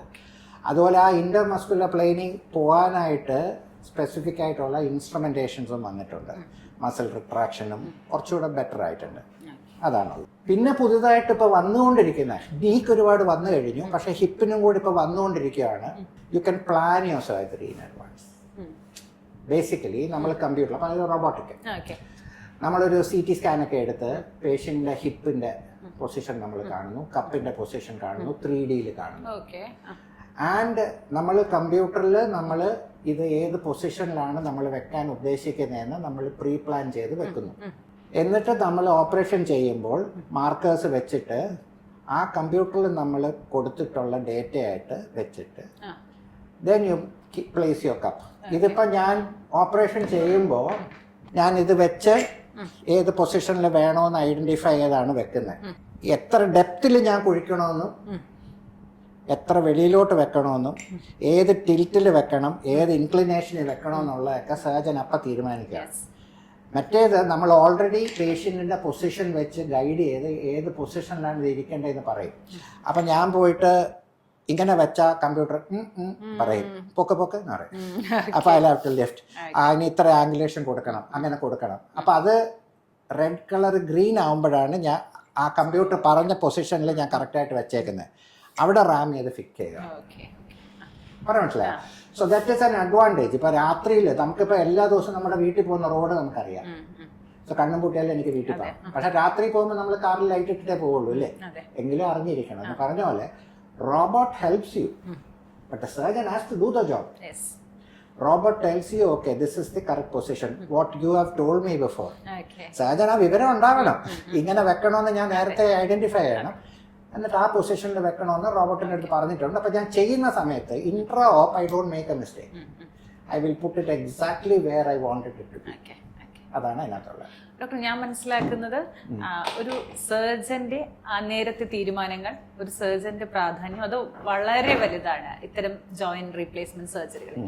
അതുകൊണ്ട് ഞാൻ ചോദിക്കട്ടെ, അങ്ങ് ഈ സർജറി സമയത്ത് പെട്ടെന്നുണ്ടായിട്ടുള്ള കോംപ്ലിക്കേഷൻസ് അല്ലെങ്കിൽ ഓർമ്മയിലുള്ള ഒരു കേസ് അങ്ങനെ പറയാനുണ്ടാവോ? ബേസിക്കലി എന്തും ചലഞ്ചസ് ഒരുപാട് വരാം. ബേസിക്കലി ഇപ്പം നമ്മളിപ്പോൾ ഒരു കപ്പ് ഇതിനകത്തോട്ട് റാം ചെയ്ത് അടിച്ച് കയറ്റുമ്പം കപ്പെന്നത് പൊട്ടിയാൽ എന്ത് ചെയ്യും? ഇത് പൊട്ടിയാൽ യു ആർ ഇൻ ട്രബിൾ അല്ലേ? അപ്പം then you should have plates available to fix it. അയ്യോ പ്ലേറ്റ്സ് എടുത്ത് വെച്ചിട്ടില്ല, അവിടെ നിൽക്കില്ലേ? അതുപോലെ ഇതിനകത്ത് നമ്മൾ ഫെമറൽ കമ്പോണന്റ് ഇടുമ്പോഴത്തേക്ക് ഇതിനകത്ത് കയറി പോകുന്നില്ല. അപ്പൊ റാസ്പ് ചെയ്യുമ്പോഴത്തേക്ക് ഈ മെഡുലറി കാവിറ്റി ഭയങ്കര ചെറുതാണ്, പക്ഷെ ഇംപ്ലാന്റ് ഈ സൈസ് ഉണ്ട്, ഇത് കയറണം. അപ്പം നമുക്ക് റീമർ വേണം, ഇതിനകത്ത് ഗൈഡ് വയറിട്ട് റീം ചെയ്ത് വലുതാക്കി റാസ്പ് ചെയ്ത് ശരിയാക്കി ഇത് ഇടാൻ പരുവത്തിനാക്കണം. അതിപ്പോൾ തിയേറ്ററിലില്ലെങ്കിൽ തീർന്നില്ലേ? അല്ലെങ്കിൽ ആ ചെറിയ മെഡുലറി കാവിറ്റിക്കകത്ത് ഈ വലിയ ഫെമറൽ കമ്പോണന്റ് തള്ളി കയറ്റുമ്പോൾ ഇവിടെ പൊട്ടും. Then you should have cables in you. ഒരു സാധാരണ ഒരു ഹോസ്പിറ്റലിൽ മീഡിയോക്കർ എല്ലായിടവും ചെയ്യുന്നുണ്ട്. അപ്പോൾ ഒരു സാധാരണ ഒരു ഹോസ്പിറ്റലിൽ ഈ ഒരു പ്രൊവിഷൻ ഉണ്ടാവില്ല. ദെൻ മൂടി വെച്ചിട്ട് വിളിച്ചു പറഞ്ഞ് അത് കൊണ്ടുവന്ന് ചെയ്യാൻ, അത് കറക്റ്റ് ചെയ്തിട്ടേ വരാം. അല്ലെങ്കിൽ ക്ലോസ് ചെയ്ത് ഇറങ്ങിയിട്ട് അതിന് നാളെ ചെന്നൈയിൽ നിന്ന് വന്നാലേ ഉള്ളെന്ന് പറഞ്ഞ് that surgery has to be postpone for the next day. പകുതി ചെയ്ത സർജറി. പക്ഷേ ഇന്ന വെൽ ബാലൻസ്ഡ് OT ഒരുപാട് കാര്യങ്ങൾ അവൈലബിൾ ആയിരിക്കും. അപ്പം നമുക്ക് ഓക്കെ അതിന് വരുന്ന കോംപ്ലിക്കേഷൻസും കൂടെ ഹാൻഡിൽ ചെയ്യാനുള്ള പ്രൊവിഷൻ നമ്മുടെ കയ്യിൽ ഉണ്ടാവും. ഏകദേശം ഉറപ്പാക്കിയിട്ടാ പോകും. You might not have the whole thing, പക്ഷേ ബൈ ആൻഡ് ലാർജ് വരാവുന്ന കോംപ്ലിക്കേഷൻസ് ഹാൻഡിൽ ചെയ്യാനുള്ള ഇതായിരിക്കും. പിന്നെ ഇത് ചെയ്യുമ്പോഴത്തേക്ക് ഏതെങ്കിലും ഒരു ബ്ലഡ് വെസലിനെ തട്ടി സഡൻ ബ്ലീഡിങ്, ആശുപത്രി വാസ്കുലർ സർജൻ ഉണ്ടാവണം, ഓക്കെ അവൈലബിൾ ആയിരിക്കണം. ഓക്കെ അപ്പം അതൊക്കെ ഒരുപാട് കോംപ്ലിക്കേഷൻസ് അതിനകത്തുണ്ട്. പക്ഷേ ഇതൊക്കെ തരണം ചെയ്തിട്ടാണ് ആ ഒരു സർജറി പോകുന്നത്. പീപ്പിൾ തിങ്ക് ദാറ്റ് ഞാൻ വന്നു ഓപ്പറേഷൻ ചെയ്തു പോയി, പക്ഷേ നമ്മൾ രാത്രി ഉറങ്ങാറില്ല കോംപ്ലിക്കേഷൻസ് വിചാരിച്ച്. So we have come to an age where if you do 100 surgeries, there is one patient that will go wrong. That is the complication rate that is happening today. അതിനർത്ഥം 99% success rate ആണ്, 1% failure. കേട്ടോ, failure എന്ന് പറഞ്ഞാൽ you can fracture, you can dislocate, you can have a bleeding, you can have a deep vein thrombosis, വെയിനിലെ clot പിടിക്കുക, ഇങ്ങനെയുള്ള പല പല കോംപ്ലിക്കേഷൻസിൻ്റെ കൂട്ടത്തിൽ അഡ്രസ്ഡ് ആണ്. ഇതെല്ലാം 100 പേരെ ചെയ്യുമ്പോൾ ഒരാൾക്ക്. That should be A surgeons ratio. ഒരു സർജനെ ഓഡിറ്റ് ചെയ്താൽ 1% കൂടുതൽ കോംപ്ലിക്കേഷൻസ് ഈ സർജറി ചെയ്യുന്നുണ്ടെങ്കിൽ, ഇപ്പം ഞാനൊക്കെ ഇംഗ്ലണ്ടിലായിരുന്നപ്പം നമുക്ക് 6 മാസം ലീവ് തരും, ഇപ്പോൾ പഠിച്ചിട്ട് വരാൻ പറയും. എൻ്റെ കൺസൾട്ടൻറ്റ്, ഞാൻ വർക്ക് ചെയ്തിരുന്ന ഹോസ്പിറ്റലിലെ കൺസൾട്ടൻറ്റിൻ്റെ അടുത്ത് NHS പറഞ്ഞു, take 6 weeks off, go train yourself again and come back. എന്നുവെച്ചാൽ അവിടെ എവറി 6 months ഓഡിറ്റ് ചെയ്യും. ഇവിടെ അങ്ങനൊന്നുമില്ല. അപ്പോൾ യു ഗെറ്റ് അവേ വിത്ത്. ഇത് കേൾക്കുമ്പോൾ എനിക്ക് ഡോക്ടറോട് ചോദിക്കാൻ തോന്നുന്ന ഒരു കാര്യം, ഞാൻ വിചാരിക്കുന്നത് ഡോക്ടർ കൈലാസ്, അപ്പോൾ അദ്ദേഹത്തിന് ഈ പറഞ്ഞ പോലെ രാത്രിയിൽ ഹെഡ്ലൈറ്റ് ഇല്ലാണ്ട് ഓടിക്കാൻ പറ്റുന്ന വിധം ഈസിയാണ് ആ പ്രോസസ്സ് എന്നുള്ളതാണ് എൻ്റെ മനസ്സിൽ. പക്ഷെ ഞാൻ അങ്ങോട്ട് ചോദിക്കുന്നു, നാളെ ഒരു സർജറി ഉണ്ട്, എന്തെങ്കിലുമൊക്കെ പ്രിപ്പറേഷൻസ് എടുക്കാറുണ്ടോ? എന്താണ് ആ സമയത്ത് ഒരു തോന്നൽ? അതുകൂടി ഒന്ന് പറയാമോ? പേഷ്യൻ്റ് ആസ് എ ഹോൾ അറിയണം. പേഷ്യൻറ്റിൻ്റെ ഹിസ്റ്ററി എടുത്തിട്ടുണ്ടാവണം. പേഷ്യൻറ്റിൻ്റെ പ്രീ ഓപ്പറേറ്റീവ് മൊബിലിറ്റി എന്താണെന്ന് അറിയണം. പേഷ്യൻറ്റിൻ്റെ അടുത്ത് ഡയറക്റ്റായിട്ട് സംസാരിച്ചിട്ടുണ്ടാവണം. പേഷ്യൻ്റെ അടുത്ത് ചോദിക്കണം, what is your requirement from the surgery. എനിക്ക് വേദനയില്ലാതെ ഒന്ന് ബാത്റൂമിൽ പോയാൽ മതി, എനിക്ക് നാളെ ഫുട്ബോൾ കളിക്കാൻ പോകണം. രണ്ടാണ്. So that depends on what you put inside. ഇതിന് ഇത് മതി, അതിന് അത് വേണം എന്നുള്ളത് വേണം. പിന്നെ ഡോക്ടർ കൈലാസ് 10,000-7,000 ജോയിൻസ് ചെയ്തിട്ടുണ്ട്, പക്ഷെ ഇന്ന് ലൈറ്റ് ഇട്ടേ വണ്ടി ഓടിക്കും. വളരെ ക്ലിയർ ആണ്. These preparation, because this can happen at any time. It can happen to anybody at any time. പക്ഷെ അതിന് പ്രിപ്പയർഡ് ആയിട്ടേ സർജറിക്ക് കയറാവുള്ളൂ. ബിക്കോസ് ഒരു ക്വസ്റ്റ്യൻ അറൈസ് ചെയ്യാതെ എന്തേ അതില്ലാന്ന് ചോദിച്ചാൽ ആൻസർ ചെയ്യാൻ പറ്റണം. ഇതെല്ലാം കഴിഞ്ഞിട്ടും പ്രശ്നങ്ങൾ ഉണ്ടാകാം, പക്ഷെ അത് കഴിവതും അവോയ്ഡ് ചെയ്തിട്ട് വേണം കയറാനായിട്ട്. ഡോക്ടർ, നമ്മളിനി ഈ പ്രോസസ്സിലേക്ക് തിരിച്ചു വന്നാൽ, നമ്മളൊരു മുറിവ് ഉണ്ടാക്കി തന്നെയാണ് നമ്മളിത് ചെയ്യുന്നത്. ഡോക്ടർ നേരിട്ട് കണ്ട് ചെയ്യുന്ന സർജറിയാണ്. അപ്പോൾ കേട്ടിരിക്കുന്നവർക്ക് സ്വാഭാവികമായ ഒരു ഡൗട്ട് ഉണ്ടാവും, ഞാൻ എത്ര നാൾ ഇതിൻ്റെ ഒരു റിക്കവറിക്ക് വേണ്ടി സമയം ചെലവഴിക്കേണ്ടി വരും? പൂർണ്ണമായും റെസ്റ്റ് ആണോ ഞാൻ എടുക്കേണ്ടത്? ഫിസിയോതെറാപ്പി എത്ര ഇമ്പോർട്ടൻ്റ് ആണ്? അപ്പോൾ ഈ ആഫ്റ്റർ കെയറിനെ പറ്റി ഒന്ന് പറയാമോ? ഓക്കെ, ഒരു സർജൻസ് എക്സ്പെർട്ടീസ് ഈ പേഷ്യൻ്റെ റിക്കവറിയിൽ ഒരുപാട് പ്ലേ ചെയ്യും. ബിക്കോസ് എല്ലാവരും ജോയിൻറ്റ് റീപ്ലേസ്മെൻറ്റ് സർജറി ചെയ്യും, പക്ഷേ ഒരുപാട് ചെയ്തിട്ടുള്ള ഒരാൾക്ക് ഏറ്റവും മിനിമൽ സോഫ്റ്റ് ടിഷ്യൂ ഡാമേജ് ആയിട്ട് ആ ഒരു സർജറി ചെയ്ത് കൊടുക്കാൻ പറ്റും. Okay, so buy now I know എത്ര മസിലിനെ റിട്രാക്ട് ചെയ്യണം, എത്ര മസിലിനെ മുറിക്കണം, എത്രമാത്രം ടിഷ്യൂ ഡാമേജ് കുറച്ചിട്ട് ഇത് ചെയ്യാൻ പറ്റുന്നത്. ഞാൻ പുതിയതായിട്ട് എൻ്റെ കൊച്ചിലത്തെ കാലത്ത് ചെയ്യുന്നതിനെക്കാട്ടിലും എത്രയോ ബെറ്റർ ആണ് today. That is with experience. So an experience surgeon brings about A better outcome എന്ന് ഞാൻ മനസ്സിലാക്കും. ഞാൻ പറയും ഫിസിയോതെറാപ്പി എത്ര ഇമ്പോർട്ടൻ്റ് ആണെന്നുള്ളത്. അപ്പം U shouldn't be very egoistic. Okay, നമ്മളൊരു സർജറി ചെയ്യുവാണെങ്കിൽ നമ്മൾ ഓപ്പറേറ്റ് ചെയ്യുന്ന ടിഷ്യൂസ് ഉണ്ട്, ആ ടിഷ്യൂസ് തിരിച്ച് ഹീൽ ചെയ്യണം. മാർക്കറ്റിങ്ങിൻ്റെ പേർപ്പസസിനായിട്ട് ഞാൻ എൻ്റെ പേഷ്യൻറ്റിനെ ഇന്ന് ഓടിക്കും, ഇന്ന് സ്റ്റെപ്പ് കയറ്റിക്കും, നാളെ തൊട്ട് നീന്താൻ പോവും, മറ്റന്നാൾ തെങ്ങ കയറും. This tissue has to heal. It will take its own time. ഒരു ലേഡി പ്രഗ്നൻ്റ് ആയ 3 മാസത്തിൽ പ്രസവം ആവില്ല, 10 മാസം വെയിറ്റ് ചെയ്യണം എന്ന് പറഞ്ഞതുപോലെ this tissue when you cut, it takes a certain amount of time to heal. That period has to be given. ആ period of time in that protection of a walker or a brace for the knee is mandatory. അപ്പോൾ once നമുക്ക് ധൃതിയില്ല, എത്രയോ വർഷം ഈ മുട്ട തേഞ്ഞുകൊണ്ട് നടന്ന ഒരാളാണ്, നാളെ തെങ്ങ് കയറ്റേണ്ട കാര്യമില്ല. നമ്മൾ ഹെൽത്തി ആയിട്ട് ഫ്രൂട്ട്ഫുൾ ആയിട്ട് within the next 4 to 5 weeks അവരെ റെഡിയാക്കിയാൽ മതി. അപ്പം നാളെ തന്നെ സ്റ്റെപ്പ് കയറ്റണ്ട. ഞാൻ പറഞ്ഞില്ലേ 4 times ബോഡി വെയിറ്റ് ആണ് മുട്ടിക്കൂടെ പോകുന്നത്. അപ്പം ഇന്ന് ഓപ്പറേറ്റ് ചെയ്ത് തയ്ച്ച് വെച്ചേക്കുന്നതിനകത്ത് 4 times ബോഡി വെയിറ്റ് ചെന്നാൽ മസിൽ പറഞ്ഞ് പോകും. സോ നോർമൽ വാക്കിങ്ങിന് വിത്ത് എ വാക്കർ അങ്ങനെ നടത്തിയാൽ മതി. നടത്തി വൂണ്ടൊക്കെ ഹീൽ ചെയ്തതിന് ശേഷം you can give the maximum. ഇത് ഫിസിയോതെറപ്പി എവിടെ യൂസ്ഫുൾ ആവുന്നതെന്ന് വെച്ചാൽ യു ആർ അണ്ടർ ഗൈഡൻസ്.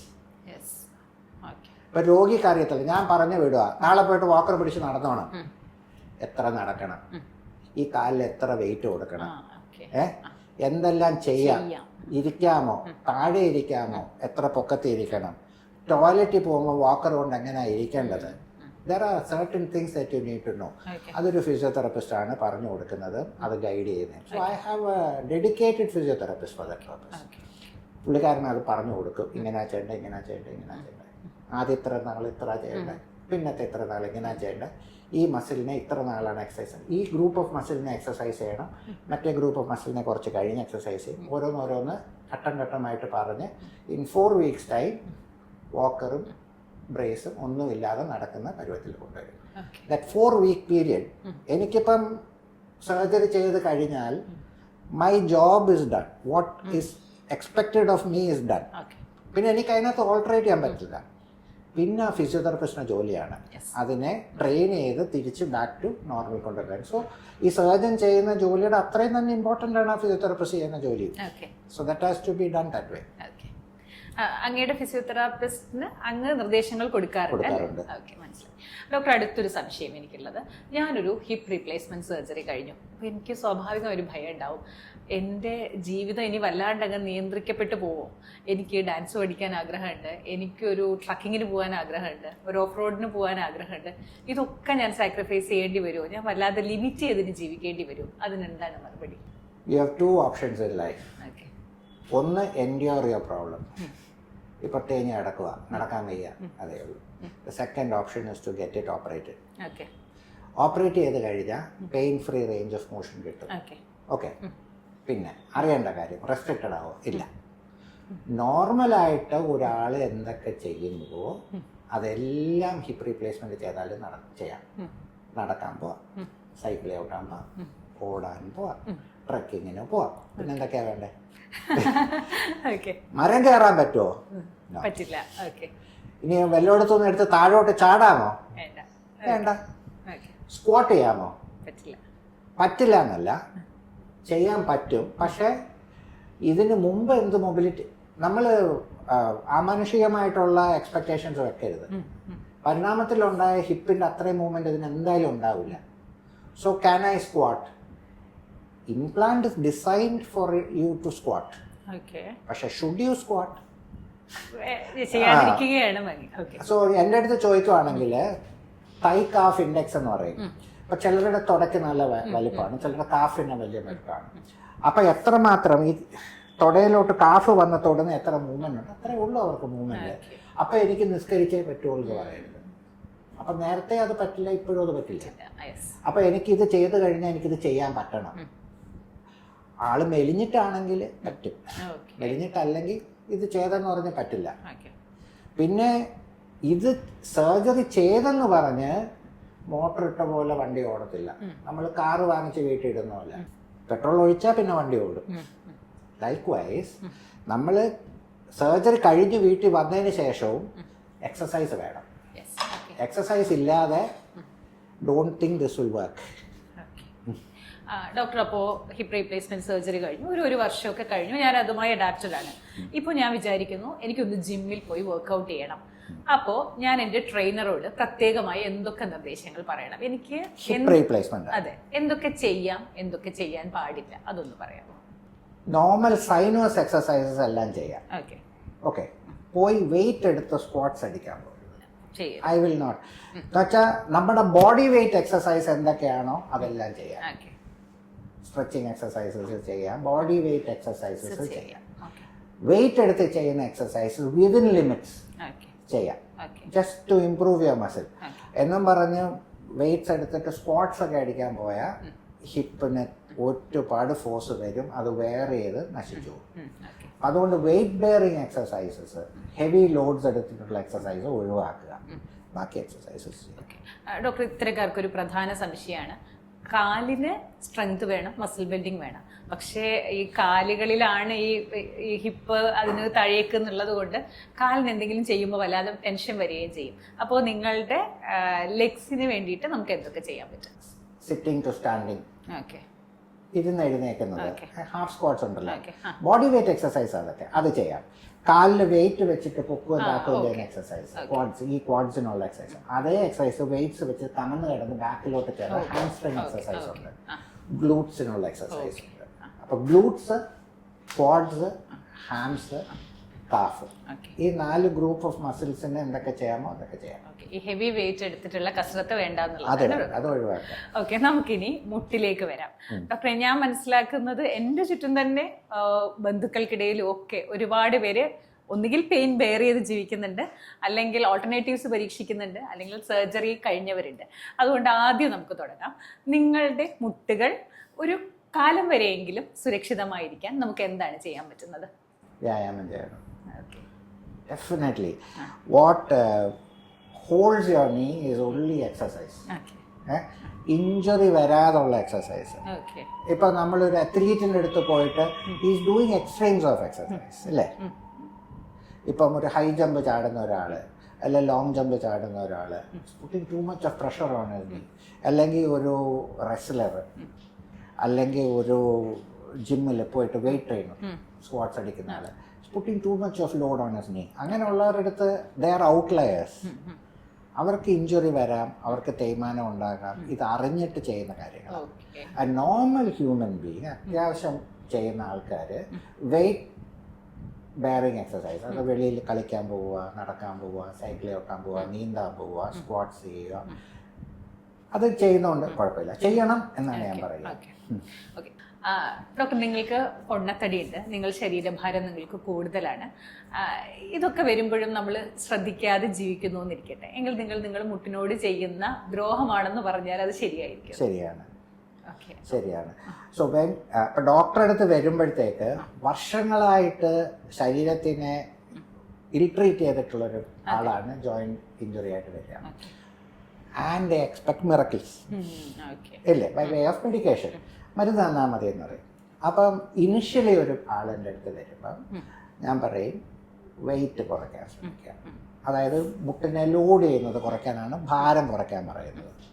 2, വ്യായാമം ചെയ്യാൻ പറയും. എന്ന് വെച്ചാൽ മസിലിനെ ഡെവലപ്പ് ചെയ്യാൻ. മസിൽ ഡെവലപ്ഡ് ആയാൽ മുട്ടിൽ കിട്ടുന്ന ക്ഷതം, നമുക്ക് കാറിന് ഷോക്ക് അബ്സോർവർ കറക്റ്റായിട്ട് ഇടുന്നതല്ല, ആ ക്ഷതം കുറയും, സോഫ്റ്റ് ബോൺ നശിക്കാതിരിക്കും. എക്സസൈസും ചെയ്യണം, എക്സസ് ബോഡി വെയിറ്റ് കുറയ്ക്കുകയും വേണം. So whatever it takes to do that you do it. That is a primarily ആയിട്ടുള്ളത്. അത് ചെയ്യാൻ പറ്റാത്ത ഒരു പെയിന് വരുമ്പോഴത്തേക്ക് ഫോർ ദ ടൈം ബീങ് എനിക്ക് എക്സസൈസ് ചെയ്താൽ വേദനയാണ് ഡോക്ടറെ, അപ്പോൾ പിന്നെ ഞാൻ എങ്ങനെ ചെയ്യും എന്നുള്ള ചോദ്യം വരും. ആൻറ്റി ഇൻഫ്ലമേറ്ററി കൊടുത്തിട്ട് പെയിൻ കുറച്ച് കൊടുക്കും എക്സസൈസ് ചെയ്യാൻ. Now you do those exercises. ഇങ്ങനെയുള്ള ഒരാൾ പിന്നെ ഒരു മിഡിൽ ഏജിലാണ് ഞാൻ കാണുന്നതെങ്കിൽ, ഞാൻ ഈ പറഞ്ഞൊരു 40 വയസ്സൊക്കെ ആയി കഴിഞ്ഞിട്ടുള്ള ആൾക്കാർക്ക്, that is when your body start sagging. നമ്മുടെ ഹോർമോൺ ലെവൽസ് എല്ലാം കുറഞ്ഞു തുടങ്ങി, കാർട്ടിലേജ് ഫിഷർ ചെയ്ത് തുടങ്ങും, കാർട്ടിലേജ് തിക്കായി തുടങ്ങും, സോഫ്റ്റ് ബോൺ എന്ന് പറയുന്നത് ഹാർഡായി തുടങ്ങും. വിച്ച് മീൻസ് അപ്പം ചെറിയ ഇടി കിട്ടിയാൽ അതിൽ പൊട്ടൽ വീഴും, ക്രാക്ക് വീഴും. അങ്ങനെയാണ് ആർത്രൈറ്റിസിലോട്ട് പോകുന്നത്. അപ്പം നമ്മുടെ കാർട്ടിലേജിന് പോഷകങ്ങൾ കിട്ടുന്നില്ല എന്നാണ് അർത്ഥം. അപ്പോഴാണ് നമ്മൾ സപ്ലിമെൻറ്റ്സ് കൊടുക്കുന്നത്. ഇപ്പം ഓഫ് ഹാൻഡായിട്ട് കടയിൽ നിന്നൊക്കെ വാങ്ങിക്കുന്ന ഗ്ലൂക്കോസമിൻ കോൺട്രൈറ്റിനൊക്കെ വാങ്ങിച്ച ആൾക്കാർ കഴിച്ചുകൊണ്ടിരിക്കും. Those are constituents to improve your cartilage. പക്ഷേ അതിൻ്റെ ബയോ അവൈലബിലിറ്റി കുറവാണ്. നമ്മളൊരു 100 ഗ്രാം കഴിച്ചാൽ ഒരു 20 ഗ്രാമേ കിട്ടുള്ളൂ അല്ലേ? അപ്പം ശരി, കൊളാജനായിട്ട് തന്നെ സപ്ലൈ ചെയ്യാം, അതിന് കൊളാജൻ കൊടുക്കണം. കൊളാജൻ കഴിക്കുമ്പോഴത്തേക്ക് കുറച്ച് കൂടുതൽ ബയോ അവൈലബിലിറ്റി ഉണ്ട്, ഒരു 60-70% ബയോ അവൈലബിലിറ്റി ഉണ്ടെന്ന് വെച്ചോട്ടെ അത് കിട്ടാനായിട്ട്. ഇതും പോരാതെ വരുമ്പോഴാണ് then you go for joint salvage procedures. Okay, അപ്പോഴാണ് ഇഞ്ചക്ഷൻസ് വരുന്നത്. ഓക്കെ, അപ്പോൾ ഇപ്പോൾ ഈ നമ്മുടെ മുട്ടിൻ്റെ കാർട്ടിലേജ് ഫിഷർ ചെയ്ത് ചെറിയ വീക്കായി തുടങ്ങി, മരുന്ന് കഴിച്ചിട്ടും പെയിൻ കുറയുന്നില്ല എന്ന് പറയുമ്പം പോഷകങ്ങൾ ലോക്കലായിട്ട് ഇഞ്ചക്ട് ചെയ്ത് കൊടുക്കുന്ന ഹൈലറോണിക് ആസിഡ്, നമ്മുടെ ജോയിൻറ്റിനെ ഇതുപോലെ ഒരു കവറിങ് അല്ലേ, ഹിപ്പിൻ്റെ കവറിങ് പോലെ നീനും കവറിങ് ഉണ്ട്. ഓക്കെ.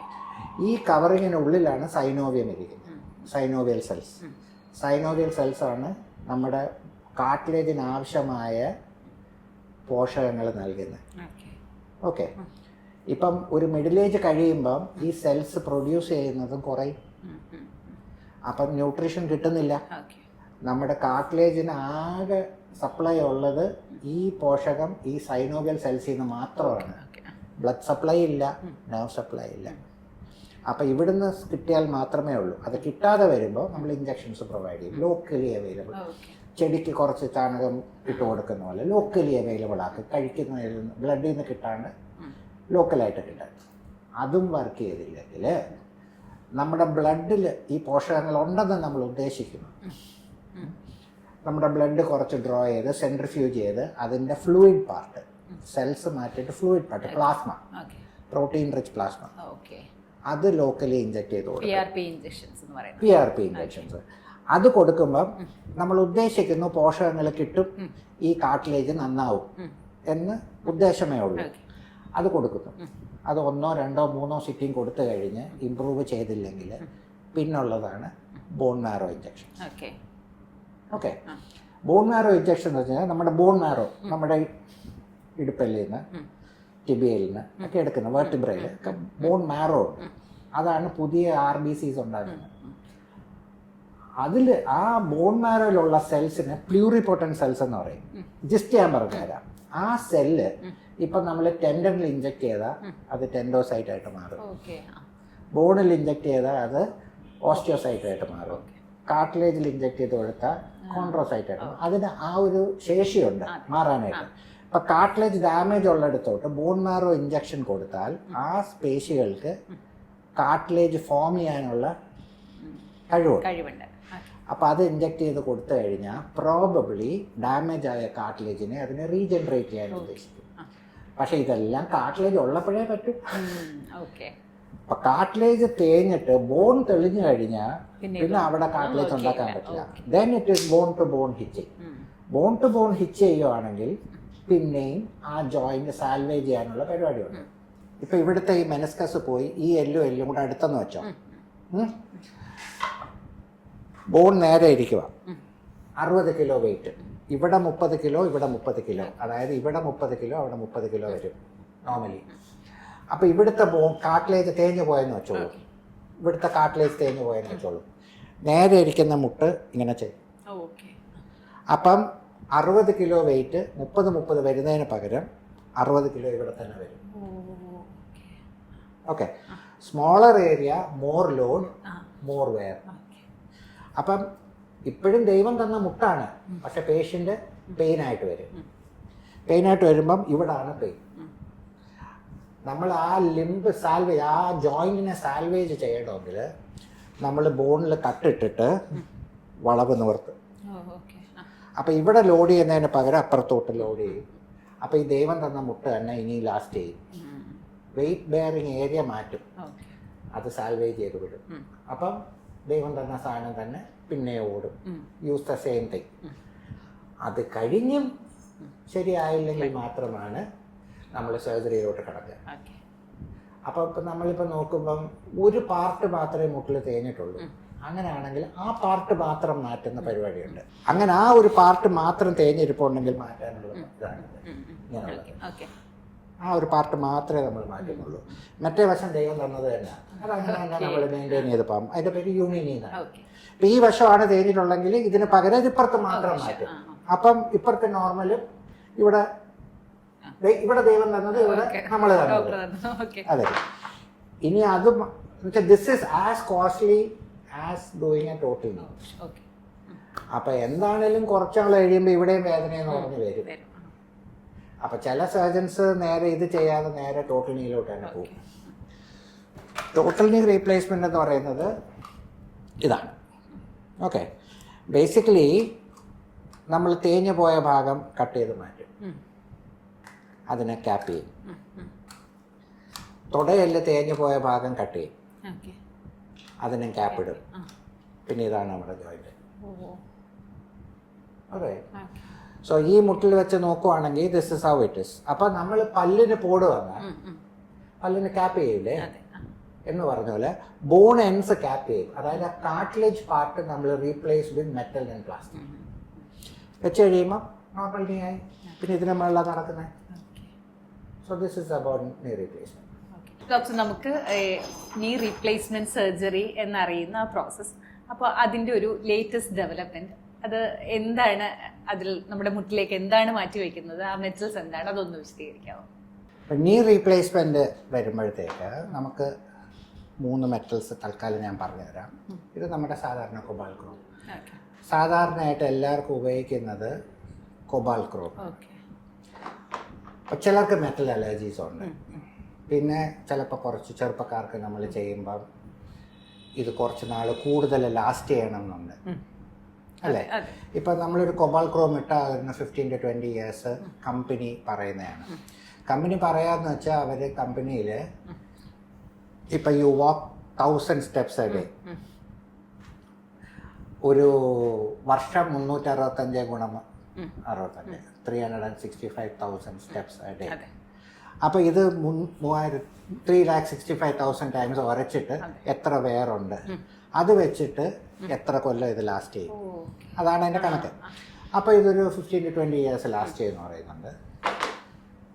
ഇത് ഓക്സീനിയം, ഇത് ടൈറ്റാനിയം. ഇതിനെക്കാട്ടിലും ഒരു 5 years or 6 years എക്സസ്. അപ്പോൾ ഇതിൻ്റെ വെയർ റേറ്റ്സ് കുറവാണ്. ഇതിൽ നിന്ന് ഇതിന് കൂടുതൽ അഡ്വാൻറ്റേജ് എന്താണെന്നുള്ളതെന്ന് വെച്ചാൽ ഇൻഫെക്ഷൻ്റെ സാധ്യതകൾ കുറച്ചുകൂടെ കുറവാണ്. എന്ന് വെച്ചാൽ നമ്മുടെ ബാക്ടീരിയ ശരീരത്തിൽ കയറി ഇൻഫെക്ഷൻ ഉണ്ടായാൽ ഒരു മെറ്റലിന് അടിയിൽ അത് ഒളിച്ചാൽ നമ്മൾ വെളിയിൽ നിന്ന് എത്ര ആൻറ്റിബയോട്ടിക് കൊടുത്താലും അതിനെ ഏശില്ല. ബിക്കോസ് ബാക്ടീരിയ അവിടെ പോയി അതിൻ്റെ ചുറ്റാകെ ഒരു പ്രൊട്ടക്റ്റീവ് കവറിങ് ഉണ്ടാക്കും, ബയോഫിലിം എന്ന് പറയും. ബയോഫിലിം ഉണ്ടാക്കി കഴിഞ്ഞാൽ എത്ര ആൻറ്റിബയോട്ടിക് കൊടുത്താലും ആ ബാക്ടീരിയയിലോട്ട് ആൻറ്റിബയോട്ടിക് എത്തില്ല. പക്ഷേ titanium implant will inhibit biofilm formation. അപ്പോൾ ബാക്ടീരിയ പ്രൊട്ടക്റ്റഡ് അല്ല, വീടില്ല, മഴയത്ത് തന്നെ നിൽക്കണം. അപ്പം നമുക്ക് ഒരു ഇൻഫെക്ഷൻ വന്നാലും ട്രീറ്റ് ചെയ്താൽ ചിലപ്പോൾ സാൽവേജ് ചെയ്യാൻ പറ്റും. അപ്പം അതുകൊണ്ട് അത് മാത്രമല്ല ലോഞ്ചിവിറ്റി ഉണ്ട് ഇതിനെക്കാട്ടിലും അപേക്ഷിച്ച്.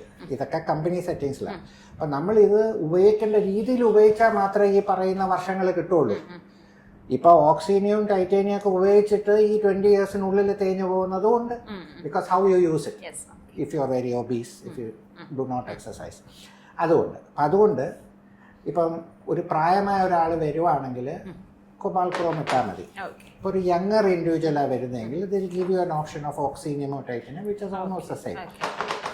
അപ്പോൾ അതാണ് മെറ്റലർജിയിലുള്ള വ്യത്യാസം. So you can improve the longevity. This is material stuff. Secondly, patient stuff. പേഷ്യൻറ്റിന് നമ്മൾ കൊടുക്കുമ്പോഴത്തേക്ക് whether the patient is an obese patient or a very weak patient, it all depends. ഇപ്പോൾ ഒബീസ് പേഷ്യൻ്റ് ആണ്, അവരുടെ ബോൺ അത്രയും weight താങ്ങിയിട്ട് probably is a little more stronger തന്നെ very ഇത്. അപ്പോൾ അവർക്ക് വേറെ ഓഗ്മെൻറ്റ്സ് ആവശ്യം വരില്ല. പക്ഷേ ഇപ്പോൾ വളരെ വീക്കായിട്ടുള്ളൊരു ബോണിലാണ് ഞാൻ ബോൺ സർജറി. നമ്മൾ കാർട്ടിലേജ് എന്തായാലും എടുത്ത് കളഞ്ഞു. പിന്നെ ഈ മെറ്റൽ ഇരിക്കാൻ പോകുന്ന ബോണിലാണ്. ഒരു പൂഴി മണ്ണിൽ വീട് വെക്കുവോ പാറക്കല്ലിൽ വീട് വെക്കുവോ? So you want to put it in a strong bone. അപ്പം നിങ്ങൾ പോയി നിങ്ങളുടെ ബോൺ ക്വാളിറ്റി ഇമ്പ്രൂവ് ചെയ്തിട്ട് വാ, ഇനി 2 കൊല്ലം കഴിഞ്ഞ് ചെയ്യാം. So you take extra precautions wherein you put stem extensions. അതാണ് ഇപ്പം ടിബിയയിൽ. അപ്പം ബോണിനകത്ത് ഇരിക്കുമ്പം ഒരു പ്രൊട്ടക്ഷൻ ഉണ്ടാവും. അപ്പം ഫീമറിലാണെങ്കിൽ ഇതുപോലെ ബോണിനകത്തോട്ട് ഇത് പോകും. അപ്പോൾ ഇത് ഇരുന്ന് കഴിയുമ്പോഴത്തേക്ക് കുറച്ചുകൂടെ സ്ട്രോങ്ങറാണ് ഫിക്സേഷൻ. ഒരു വീക്കായിട്ടുള്ള പേഷ്യൻറ്റിന് നമ്മൾ ഇതുപോലെ സ്റ്റെം എക്സ്റ്റൻഷൻസ് കൊടുക്കും. സോ ദാറ്റ് അതാണ് ഇൻ അഡീഷൻ. ഇനി ചിലർക്ക് ഡിഫോമിറ്റി വളരെ മാസീവായിട്ടുള്ള ഡിഫോമിറ്റീസ് ആയിരിക്കും. അപ്പം നമ്മൾ ബോൺ അത്രയ്ക്ക് കട്ട് ചെയ്ത് കളഞ്ഞാൽ പേഷ്യൻ്റെ ജോയിൻറ്റ് ലൈനൊക്കെ മാറും. അപ്പോൾ ആ ജോയിൻറ്റ് ലൈൻ അത്രയും ശരിയാക്കാനായിട്ട് ഇതുപോലെ ഓഗ്മെൻറ്റ്സ് വരും. അപ്പം നമ്മൾ കട്ട് ചെയ്തതിന് അടിയിലോട്ട് ഇതിനെ ഫിക്സ് ചെയ്യും. ഫിക്സ് ചെയ്ത് കഴിഞ്ഞാൽ കവർ ചെയ്യാം. അപ്പോൾ മനസ്സിലായോ? അപ്പം ഇതൊക്കെയാണ്. ഇപ്പം സ്റ്റെംസ്, ഓർഗൻസ് ഇത് വരുന്നുണ്ട്. മെറ്റൽ ഇത് മൂന്നെണ്ണം from the patient perspective. Thirdly, the surgeon. Yes. How well he is doing the surgery. How well he has seated the cement and the implant. Okay. Correct alignment ലാണോ വെച്ചിട്ടുള്ളത്. Will depend whether the implant will last for a longer period or not. Okay. അപ്പോൾ patient component ഉണ്ട്, implant component ഉണ്ട്, surgeon കമ്പോണൻറ്റും ഉണ്ട്. അപ്പോൾ ഈ surgeon കമ്പോണൻറ്റിനകത്ത് നമുക്ക് alter ചെയ്യാൻ പറ്റുള്ളൂ. പേഷ്യൻ്റ് കമ്പോണൻറ്റ് മാറ്റാൻ പറ്റില്ല, വണ്ണമുള്ള ആൾ വന്നാണ്. ഇംപ്ലാന്റ് ഈ തരുന്നത് വെച്ച് ഉപയോഗിച്ച് പോകാനേ പറ്റുള്ളൂ, അല്ലേ? What can alter is how the doctor puts the implant there. That is where technology comes in to play. Okay, ഇതിനിടയ്ക്കൂടെ കുറച്ചുകൂടെ വന്ന നമ്മുടെ മെക്കാനിക്കൽ അലൈൻമെൻറ്റിൽ ബോൺ കട്ട്സ് എടുക്കുന്നത് കറക്റ്റ് അല്ലെങ്കിൽ ഇംപ്ലാന്റ് ചരിഞ്ഞിരിക്കും. ഇംപ്ലാന്റ് ചരിഞ്ഞിരുന്നാൽ അതിൻ്റെ ആയുസ് കുറയും. അപ്പം ഇതുപോലെ പേഷ്യൻ്റ് സ്പെസിഫിക് ഇൻസ്ട്രുമെൻറ്റേഷൻ എന്ന് പറഞ്ഞ് വരും. ഇത് ഇപ്പോൾ ഒരു പേഷ്യൻറ്റിൻ്റെ CT സ്കാൻ എടുത്തിട്ട് ഒരു ബോൺ മോഡൽ ഉണ്ടാക്കി തരുന്നതാണ്. ഇത് ഫീമർ, ഇത് ടിബിയ. ഇത്രയും മാറ്റി വെച്ചിട്ട് ഞാൻ കാണിക്കാം. ഇത് ടിബിയ, ഇത് താഴത്തെ ഭാഗം, ഇത് മേലത്തെ ഭാഗം. ഓക്കെ, അപ്പോൾ ഇത് നമുക്കിങ്ങനെ കിട്ടും. And they will come with premade jigs. Exact ആയിട്ട് നമ്മൾ ആ ജിഗിനെ കറക്റ്റായിട്ട് അവിടെ മെയ്റ്റ് ചെയ്തിട്ട് പിന്നടിക്കുക, ഇതിനെ ഇവിടെ മെയ്റ്റ് ചെയ്തിട്ട് പിന്നടിക്കുക. Then you take the cuts accordingly. അതിൻ്റെ കട്ട്സ് എടുക്കുമ്പോൾ എക്സാക്ട് മെക്കാനിക്കൽ ആക്സസിൽ കിട്ടും. So this is technology helping the surgeon to put the implant in the correct position. ഇതാണ് ഇപ്പോൾ റോബോട്ട് ചെയ്യുന്നത്. Robot tells you which is the correct position to put the implant. അപ്പോൾ ഇപ്പം ഞാൻ ഇത്രയും വർഷങ്ങൾ കൊണ്ട് ചെയ്തിട്ട് I can put the implant in the exact position where it is. പക്ഷേ എൻ്റെ കൊച്ചിൽ ഞാൻ ചെയ്തു തുടങ്ങിയപ്പം probably I would have moved a little അങ്ങോട്ടും ഇങ്ങോട്ടും ഒക്കെ. ആ ഇപ്പോഴത്തെ പുതിയ കുട്ടികൾ പഠിച്ചു വരുന്ന കുട്ടികൾക്ക് ഇതൊരു അഡ്വാൻറ്റേജ് ആണ്. ഇപ്പോൾ റോബോട്ടിൽ ട്രെയിൻ ചെയ്ത് വന്ന from day 1 they can put the implant in the correct position. അതാണ് ടെക്നോളജി വൈസ് ഇംപ്രൂവ്മെൻറ്റ്സ് വന്നിട്ടുള്ളത്. യുണിനി ഉണ്ട്, ടോട്ടിനി ഉണ്ട്, ഓഗ്മെൻറ്റ്സ് ഉണ്ട്, വെഡ്ജസ് ഉണ്ട്. ഡോക്ടർ, ഞാൻ മനസ്സിലാക്കുന്നത് ഇതെല്ലാം ഒത്തുവരുമ്പോഴാണ് ഒരു സക്സസ്ഫുൾ സർജറി നടക്കുന്നത്. എന്നിരിക്കലും ഈ സർജറിക്ക് ശേഷം നിങ്ങൾ എന്തൊക്കെ കെയർ ചെയ്യണം, ഈ ഡോൺസ് ആൻഡ് ഡൂസ് എന്തൊക്കെയാണെന്ന് പറഞ്ഞത്, പ്രത്യേകിച്ച് ഒരു നീ സർജറി കഴിഞ്ഞു കഴിഞ്ഞാൽ നിങ്ങൾക്ക് ഡോൺസ് ആൻഡ് ഡൂസ് ഇതൊക്കെയാണെന്ന് പറഞ്ഞാൽ എന്തൊക്കെയായിരിക്കും? A successful surgery is when the surgeon puts this patient back into normal life. Okay. പിന്നെയും പെയിൻ, പിന്നെയും നടക്കാൻ വയ്യ, പിന്നെ ഞാൻ ഉണ്ടോ എന്ന് പറഞ്ഞ് നടക്കുമ്പോൾ ദ പേഷ്യൻ്റ് അങ്ങനെ പറഞ്ഞു വരുമ്പോൾ the patient the doctor is very sad. I don't like to hear it. എനിക്ക് ഫുൾ റേഞ്ച് ഓഫ് മോഷനിൽ എൻ്റെ നോർമൽ ആക്ടിവിറ്റീസ് എനിക്ക് ചെയ്യാൻ പറ്റുന്നുണ്ട്. There are people who go to Sabarimala. Sabarimala കയറും, വന്നിട്ട് പ്രസാദം കൊണ്ട് തരും. അപ്പം അങ്ങനെയൊക്കെ വരും, ഭയങ്കര സക്സസ്ഫുള്ളാണ്. അത് കഴിഞ്ഞ് ചിലരൊക്കെ നല്ല യാത്രയൊക്കെ പോയി തുടങ്ങും. വെളി രാജ്യങ്ങളിലൊക്കെ കറങ്ങാൻ പോയിട്ട് അവിടുത്തെ ഒരു സുവീനിയർ കൊണ്ട് തരും. സാറേ ഇത് ചെയ്തുകൊണ്ടാണ് എനിക്ക്. These are the small joys in life. നമ്മൾ ചെയ്ത് കഴിഞ്ഞിട്ട് ഇവരുടെ ജീവിതം മാറ്റിമറിക്കുകയാണ്. ഞാൻ മരുന്ന് തന്നിട്ട് ഇപ്പോഴത്തെ വേദന താൽക്കാലിക മാറ്റുമല്ല. Now I have done the surgery, they are back to what they expected life, അല്ലേ? അപ്പം അതിലോട്ട് മാറ്റുകയാണ്. അങ്ങനെ മാറ്റാൻ പറ്റുന്നതിൻ്റെ ഒരു കൃതജ്ഞത ഭയങ്കര ഇതാണ്. അപ്പം അതാണ്. സോ ഡൂസ് ആൻഡ് ഡോൺസ് എന്ന് പറഞ്ഞാൽ നമ്മൾ പറയുന്ന അച്ചട്ടായിട്ട് കേട്ടിരിക്കണം. വ്യായാമം ഇസ് എ മസ്റ്റ്. മുട്ടിൻ്റെ വഴക്കം മെയിൻറ്റെയിൻ ചെയ്യാൻ ഇസ് എ മസ്റ്റ്. നമ്മൾ ഒരു ഭയങ്കര ഒത്തിരി നാൾ തേയ്മാനം വന്ന് മടക്കാൻ വയ്യാതെ മസിലെല്ലാം കൺട്രാക്ട് ചെയ്ത് ഒരു ജോയിൻറ്റിലാണ് ഒരു നീ റീപ്ലേസ്മെൻറ്റ് ചെയ്യുന്നത്. Muscle is ഫറ്റീഗ്ഡ്, muscle is wasted, muscle is contracted. ഈ മസിലിനെയാണ് ഇനി നമ്മൾ മൂവ് ചെയ്തെടുക്കുന്നത്. So there is a lot of work from the patient side also. Doctor surgery ചെയ്തു, പക്ഷേ എന്നിട്ട് എനിക്ക് മടക്കാൻ വയ്യ. അത് രോഗിയുടെ ജോലിയാണ്. അതെ. അത് മടക്കിയെടുക്കണം. Now I made your joint pain free. മറ്റേത് പെയിൻ കാരണമാണ് മടക്കാൻ. Now I made it pain free. Now you work on it and bring the movement. Car വാങ്ങിക്കാം, പക്ഷെ അത് ഓടണമെങ്കിൽ പെട്രോൾ ഒഴിക്കണം. That fuel is your muscle. ആ മസിൽ ഡെവലപ്പ് ചെയ്താൽ മാത്രമേ സക്സസ്ഫുൾ സർജറി ആയുള്ളൂ. സോ ഡോക്ടർ മാത്രമല്ല, patient is also equally liable to work and the benefit is theirs to take, അല്ലേ? അപ്പോൾ അതാണുള്ളത്. അപ്പോൾ നമ്മൾ എക്സസൈസ് പറയും, ഇത്രയും ചെയ്യണം, ഇത്രയും ചെയ്യണം, ഇത്രയും ചെയ്യണം. That has to be done. It has to be followed. പക്ക വഴക്കിടിഞ്ഞ് വഴക്ക് പറഞ്ഞ് ചെയ്യിപ്പിക്കും. നോ, പറ്റത്തില്ല, നാളെ തൊട്ട് ഇവിടെ എല്ലാ ദിവസവും എക്സസൈസ് വേണം, അങ്ങനെയൊക്കെ പറഞ്ഞ് ഞാൻ വരട്ടി കൊണ്ടുവന്ന് ചെയ്യിപ്പിക്കും. So at the end of 6 weeks, ഞാനൊരു 6 weeks വിൻഡോ ആണ് വെക്കുന്നത്. ആ 6 weeks കഴിയുമ്പം സ്റ്റെപ്പ് കയറിക്കോ, ഇറങ്ങിക്കോ, ലോങ് വാക്സിന് പൊക്കോ, വീടിൻ്റെ വെളിയിൽ പൊക്കോ, യാത്ര പൊക്കോ എന്നൊക്കെ പറയുന്നൊരു സമയം ഒരു 6 ആഴ്ചയാണ്. ഒരു 6 weeks വിൻഡോയ്ക്കുള്ളിൽ I will be very thorough. ഞാൻ നിന്ന് വഴക്ക് പറഞ്ഞ് ചെയ്യിപ്പിക്കും. അത് മസ്റ്റാണ്. അതാണ് അതിനകത്തുള്ളത്. ഡോക്ടർ, ഈ 6 weeks വിൻഡോ എനിക്ക് മനസ്സിലായി. ഇനി ഒരു 6 months കഴിഞ്ഞു, നിങ്ങൾ പൂർണ്ണമായും നിങ്ങളുടെ പഴയ ജീവിതത്തിലേക്ക് തിരിച്ചെത്തി. എന്നിട്ടും നിങ്ങളൊരു നീ റീപ്ലേസ്മെന്റ് സർജറി നടത്തിയ ആളാണെങ്കിൽ എന്തെങ്കിലും അരുതുകളോ റെസ്ട്രിക്ഷൻസോ ഉണ്ടോ? ഔട്ട്ലയേഴ്സ് വിടും, പക്ഷെ ബാക്കിയുള്ളതെല്ലാം ഒരു നോർമൽ മനുഷ്യൻ ചെയ്യുന്ന എല്ലാം ചെയ്യാം. എന്തും ഓടാം, ചാടാം, കുതിര വണ്ടി ഓടിക്കാം, ബൈക്ക് കിക്ക് സ്റ്റാർട്ട് ചെയ്യാം, അത്യാവശ്യം എല്ലാം ചെയ്യാം. എന്താ ചെയ്തുകൂടാത്തതൊന്നും ചെയ്തുകൂടായ്മയില്ല, എല്ലാം ചെയ്യാം. ഡോക്ടർ, ഇനി ചോദിക്കാനുള്ളൊരു കാര്യം, നമ്മൾ ഈ സാധാരണ കേൾക്കുന്നുണ്ട്, എൻ്റെ വീട്ടിൽ അമ്മൂമ്മ ഉണ്ടായിരുന്നു, ടോയ്ലറ്റിൽ പോയപ്പോൾ ഒന്ന് സ്ലിപ്പായി വീണു, ഡോക്ടർ പ്രായമായില്ലേ സർജറി വേണ്ടാന്ന് പറഞ്ഞു. ഒരു ചെറുപ്പക്കാരൻ വീണു, പെട്ടെന്ന് സർജറി വേണമെന്ന് പറഞ്ഞു. നമുക്കിതേ പറ്റി കേൾവിയിടും, അതായത് എമർജൻസി സർജറീസ് ചെയ്യാറുണ്ട് എന്നുള്ളത്. ഏത് സാഹചര്യത്തിലാണ് ഈ എമർജൻസി സർജറീസ് വരുന്നത്? All orthopedic fractures are surgical emergencies. Try and fix it as early as possible. അതായത് ഒരു പേഷ്യൻറ്റിന് ഞാനൊരു പേഷ്യൻ്റ് ആണെന്ന് തോന്നുന്നതിൻ്റെ മുമ്പേ ഇംപ്ലാന്റ് അകത്ത് പോകണം. And they should be started on work to bring them back to life. ചെറുപ്പക്കാരിലാണെങ്കിൽ അത് പറ്റും. ഒരാൾ ഒടിഞ്ഞ് വന്നു കഴിഞ്ഞാൽ I can take the patient immediately to surgery. ഒരു എൽഡർലി പേഴ്സൺ ചിലപ്പം ഇപ്പം ഒരു 60, ഇപ്പം എനിക്ക് കിട്ടുന്ന എൽഡർലി ട്രോമ 70-80 വയസ്സുള്ളവരൊക്കെ മറിഞ്ഞ് വീണ് വരും. നോക്കുമ്പോൾ ഹീമോഗ്ലോബിൻ ഇസ് ഓൺലി 6, ഹാർട്ട് ഫെയിലിയറിലാണ്, റീനൽ കണ്ടീഷൻ മോശമാണ്. സോ ഒരു സർജറിയുടെ ട്രോമയും കൂടെ ഈ ഫ്രാക്ചറിൻ്റെ കൂടെ ആഡ് ചെയ്യുമ്പോഴത്തേക്ക് that is very bad for the patient. അപ്പോൾ അവരെയൊക്കെ ഒപ്റ്റിമൈസ് ചെയ്തിട്ടേ സർജറി ചെയ്യാൻ പറ്റുള്ളൂ.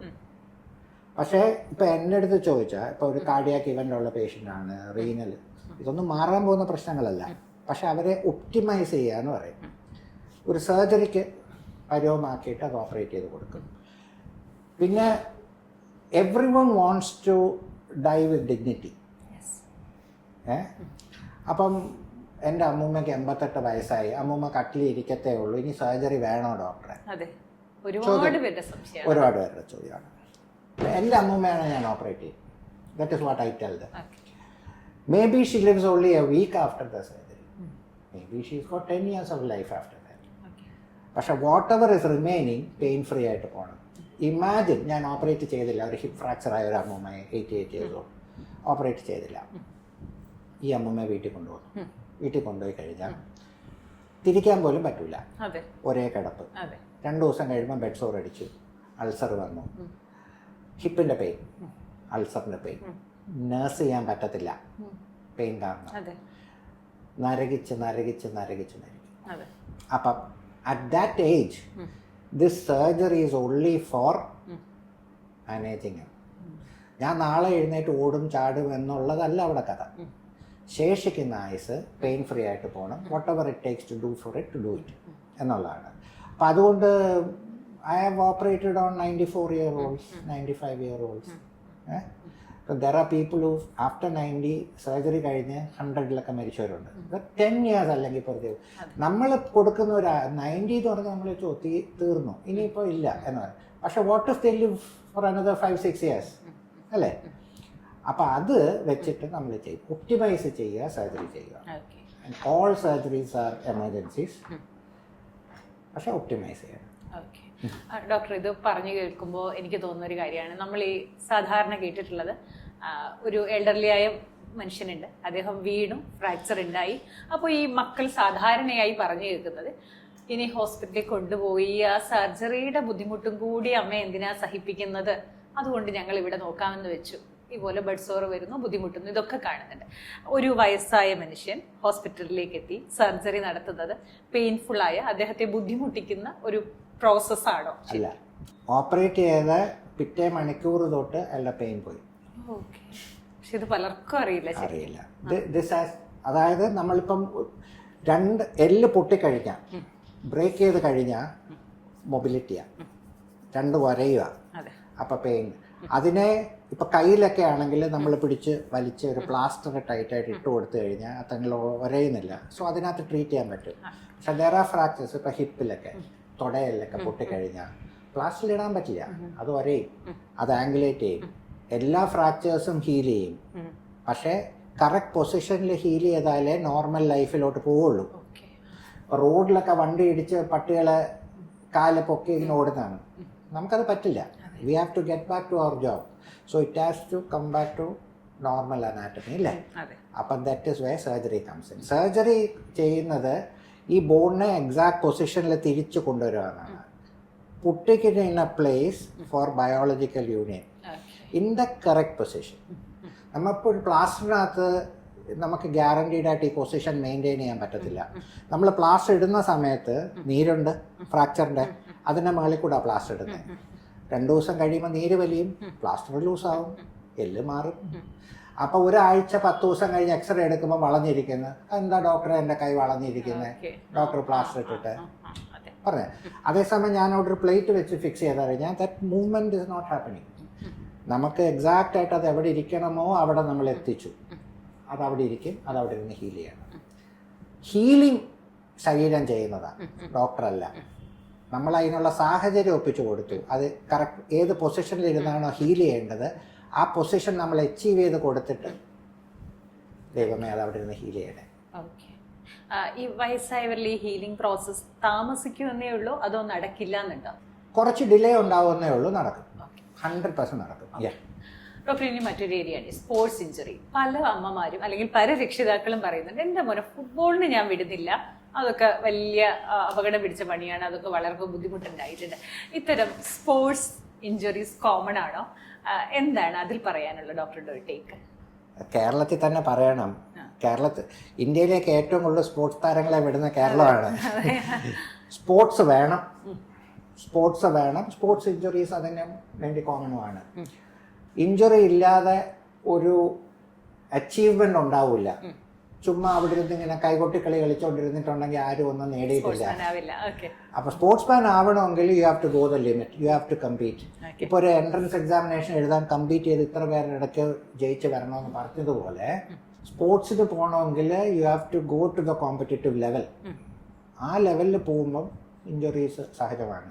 വന്നാൽ ആ ഇഞ്ചുറിയെ ട്രീറ്റ് ചെയ്യണം. പക്ഷെ ഈ കളിക്കാൻ പോകുന്ന ആൾക്ക് ആളുടെ ലെവൽ അറിഞ്ഞിരിക്കണം. അതിന് മുകളിലുള്ള ശേഷിയിൽ ചെയ്യാൻ പോകുമ്പോഴാണ് ഇഞ്ചുറീസ് വരുന്നത്. ശരീരത്തിനെ ഒരുക്കിയിട്ട് വേണം ആ ലെവലിലോട്ട് എത്താൻ. അപ്പം അതിനുള്ള പ്രയത്നത്തിനിടയ്ക്ക് വീണ്ടും ഇഞ്ചുറീസ് വരാം, സഹജം. പക്ഷെ പോകാതിരിക്കുന്നതല്ല അതിനുത്തരം. ഡോക്ടർ, നമ്മളിനി കുറച്ച് ഒരു വൈൻഡപ്പിംഗ് സെക്ഷനിൽ മുന്നേ കുറച്ച് കാര്യങ്ങൾ മനുഷ്യർക്ക് അറിയാൻ വേണ്ടി ചോദിക്കട്ടെ. ഈ ജോയിന്റ് റീപ്ലേസ്മെന്റിൽ അല്ലെങ്കിൽ ബോൺ ഹെൽത്തുമായി ബന്ധപ്പെട്ട് അങ്ങ് കേട്ടിരിക്കുന്ന മിത്തുകൾ എന്തൊക്കെയാണ്? പലർക്കും പേടിയാണ് സർജറി. Unsolicited advices എടുത്തുകൊണ്ടിരിക്കും. അപ്പുറത്തെ ഗോമതിക്ക് ചെയ്തിട്ട് കിടപ്പായിരിക്കും, ഇവിടെ സാവിത്രി ചെയ്തിട്ട് നടക്കുന്നില്ല, ഇപ്പം ഇതൊക്കെ കേട്ടിട്ട് വരും. പക്ഷെ എത്രയോ ആൾക്കാർ ഇത് ചെയ്ത് നോർമലായിട്ട് നടക്കുന്നുണ്ട്, നോർമൽ ലൈഫിലോട്ട് തിരിച്ചു പോയിട്ടുണ്ട്. അതാരും കേൾക്കില്ല. നമ്മളുടെ ഒരു ട്രെൻഡാണത്. നെഗറ്റീവ് മാത്രമേ എടുക്കുകയുള്ളൂ. നമ്മുടെ ന്യൂസ് ചാനൽസിൽ നോക്കിയാൽ കാണാം, നെഗറ്റീവ് റിപ്പോർട്ട്സ് ഫെയർവെൽ, വേഗം രജിസ്റ്റർ ആവും. 100 നല്ലത് ചെയ്താലും 1 ഫെയിൽ. ഞാൻ പറഞ്ഞില്ലേ 99% സക്സസ് ആണ്, 1% fail. But this 1% will be the one highlighted അല്ലേ?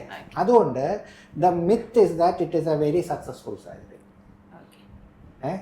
The myth is that if you are in pain, നമ്മുടെ നിത്യജീവിതത്തിനെ ബാധിക്കുന്നുണ്ടെങ്കിൽ it has to be done. അതിനുള്ള പേടി മാറ്റിയിട്ട് പോയി ചെയ്യാനുള്ളതാണ് ബാക്കിയുള്ളത്. അതൊരു സർജനെ പോയി പിടിച്ചുകൊണ്ട് വന്നിരുന്ന് ചെയ്യാൻ പറ്റത്തില്ല. രോഗി ആവശ്യപ്പെട്ട് വരണം. എനിക്ക് പേഷ്യൻസ് വരാറുണ്ട്. ചിലപ്പോൾ അമ്മ നടക്കാതെ വീട്ടിലിരിക്കുക, മക്കൾ രണ്ടുപേരും അമേരിക്കയിലാണ്, അവർ വരുമ്പോൾ അമ്മ ഇങ്ങനെ ഒരിടത്ത് ഇരിക്കുന്നു. സോ എൻ്റെ ഇനിഷ്യൽ ഫേസസ് ഓഫ് ലൈഫിൽ ഇവർ വന്നിട്ട് എൻ്റെ അമ്മയ്ക്ക് സർജറി ചെയ്ത് തരണമെന്ന് പറയും. ഞാൻ സർജറി ചെയ്തും കൊടുക്കും. പക്ഷേ ഇവർ മോട്ടിവേറ്റഡ് അല്ല, പിന്നെ എക്സസൈസ് ചെയ്യൂല, അപ്പോൾ പിന്നെയും ഇങ്ങനെ ഇരിക്കും. പറയാൻ മനസ്സിലായോ? അവരുടെ problem is not the knee pain, it is that they are not with their children, it is here. അപ്പോൾ അവർക്ക് മോട്ടിവേറ്റഡ് അല്ല എക്സസൈസ്. ഞാൻ ഒറ്റയ്ക്ക് എൻ്റെ വീട്ടിൽ ഇരിക്കുക, എനിക്ക് ഇത്രയൊക്കെ മതി. ടുഡേ എൻ്റെ അടുത്ത് ഒരാൾ സർജറിക്ക് വരുവാണെങ്കിൽ I want the patient asking me for surgery, not the children, not the neighbour. രോഗി പറയണം. എൻ്റെ രോഗി എൻ്റെ അടുത്ത് വന്ന് ചോദിക്കുമ്പോൾ I understand patient is motivated, I want to do it. അങ്ങനെയുള്ള ഒരാളെ സർജറി ചെയ്താൽ മാത്രമേ അത് സക്സസ്ഫുൾ ആവുള്ളൂ, അല്ലെങ്കിൽ it is not a success. Doctor, എനിക്കറിയുന്ന ഒരു കാര്യമാണ്, ഈ നിങ്ങൾ മെലിഞ്ഞിരിക്കുകയാണ്, നിങ്ങൾ രക്ഷപ്പെട്ടു, നിങ്ങൾക്ക് ഒരു തരത്തിലുള്ള ജോയിന്റ് തേയ്മാനങ്ങളും ഉണ്ടാവില്ല, അത് ശരിയാണ്? ഫോൾസ്. മെലിഞ്ഞവരും ജോയിന്റ് ഹെൽത്തും എങ്ങനെയാണ്? മെലിഞ്ഞവരും ജോയിന്റ് ഹെൽത്തും എന്നുള്ളത് ചുമ്മാ നോൺ വെജ് കഴിക്കുമോ? കഴിക്കും. ചിക്കൻ്റെ ബോൺ കടിക്കാം, പൊടിക്കാം അല്ലേ? മട്ടൺ ഓ ബീഫ് ബോൺ കടിക്കാൻ പറ്റുക. നമ്മൾ the more you are ambulant the more strong your bone is. മറ്റേ അതൊരു കിളിയാണ്, അതിന് നടക്കേണ്ട ആവശ്യമില്ല, പറഞ്ഞാൽ മതി. അപ്പം അതുകൊണ്ട് അതിൻ്റെ ബോൺ അത്രയ്ക്ക് ക്വാളിറ്റിയേ ഉള്ളൂ. അപ്പോൾ ഒരു ലൈറ്റ് വെയിറ്റ് ആയിട്ടുള്ള ഒരാൾ, ആളുടെ ബോണിൻ്റെ സ്ട്രെങ്ത് അത്രയേ ഉള്ളൂ. പക്ഷെ ഒരു ഹെവി ആയിട്ടുള്ള ഒരാളുടെ ആ വെയിറ്റ് താങ്ങാനുള്ള ബോൺ സ്ട്രെങ്ത് അതിനുണ്ട്. പറഞ്ഞാൽ മനസ്സിലായോ? സോ ഒടിയാനുള്ള സാധ്യത ഈ മെലിഞ്ഞിരിക്കുന്ന ആൾക്കാർ, വണ്ണമുള്ള ആൾക്കല്ല.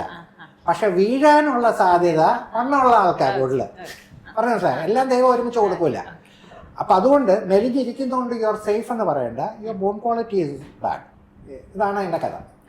പിന്നെ ഡോക്ടർ, സ്ത്രീകളിലേക്ക് വരുമ്പോൾ ഒരു മെനപ്പോസ് സ്റ്റേജിൽ എത്തുമ്പോൾ വല്ലാതെ ശ്രദ്ധിക്കണം. അതുവരെ ഒരു ഈസ്ട്രോജൻ പ്രൊഡക്ഷൻ നിങ്ങൾക്കുള്ളത് കൊണ്ട് നിങ്ങളുടെ ബോണും ജോയിൻസും ഒക്കെ ഹെൽത്തിയാണ്. ഇത് മിത്താണോ യാഥാർത്ഥ്യമാണോ?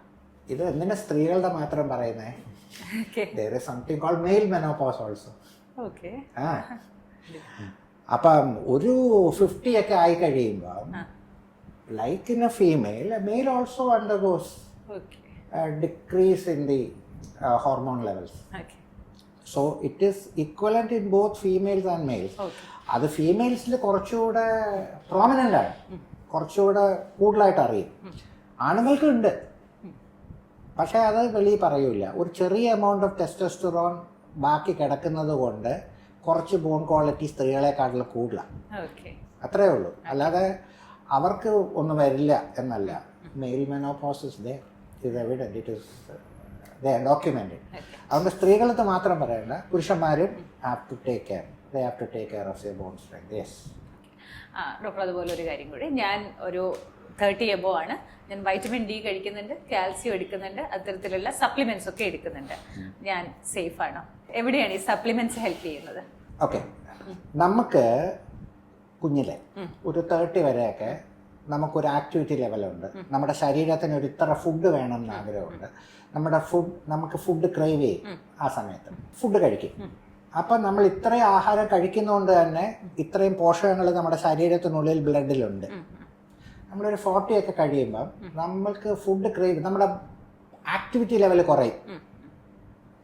അതുകൊണ്ട് തന്നെ നമ്മുടെ ഫുഡിനോടുള്ള ക്രേവിങ്ങും കുറയും. ഫുഡ് കുറയുന്നതോടെ നമ്മുടെ ബ്ലഡിലുള്ള പോഷകങ്ങളും കുറയും. അപ്പോൾ ഒരു 30 വയസ്സുകാരൻ്റെ ബ്ലഡിലുണ്ടാവുന്ന അത്രയും പോഷകങ്ങൾ ഒരു 45 വയസ്സുകാരൻ്റെ ബ്ലഡിലുണ്ടാവില്ല. ഓക്കെ, അപ്പം കാർട്ടിലേജിൽ വീക്ക്നെസ് വരും, ബോണിൽ വീക്ക്നെസ് വരും, എല്ലാം ഉണ്ട്. അപ്പം നമ്മളൊരു 40 ആൻഡ് അബവ് വരുമ്പം സ്ത്രീകൾക്ക് സ്പെസിഫിക്കലി കുറേ കൂടുതൽ ഓഗ്മെൻറ്റഡ് ആയിട്ട് ബോൺ മിനറൽ ഡെൻസിറ്റി കുറയും. ആണുങ്ങൾക്ക് കുറച്ചുകൂടെ നിൽക്കും, എന്നുവെച്ചാൽ ടെസ്റ്റോസ്റ്ററോൺ കുറച്ചും കൂടെ ഒക്കെ ഉണ്ട്. അപ്പം അതുകൊണ്ട് അങ്ങനെ പോകും.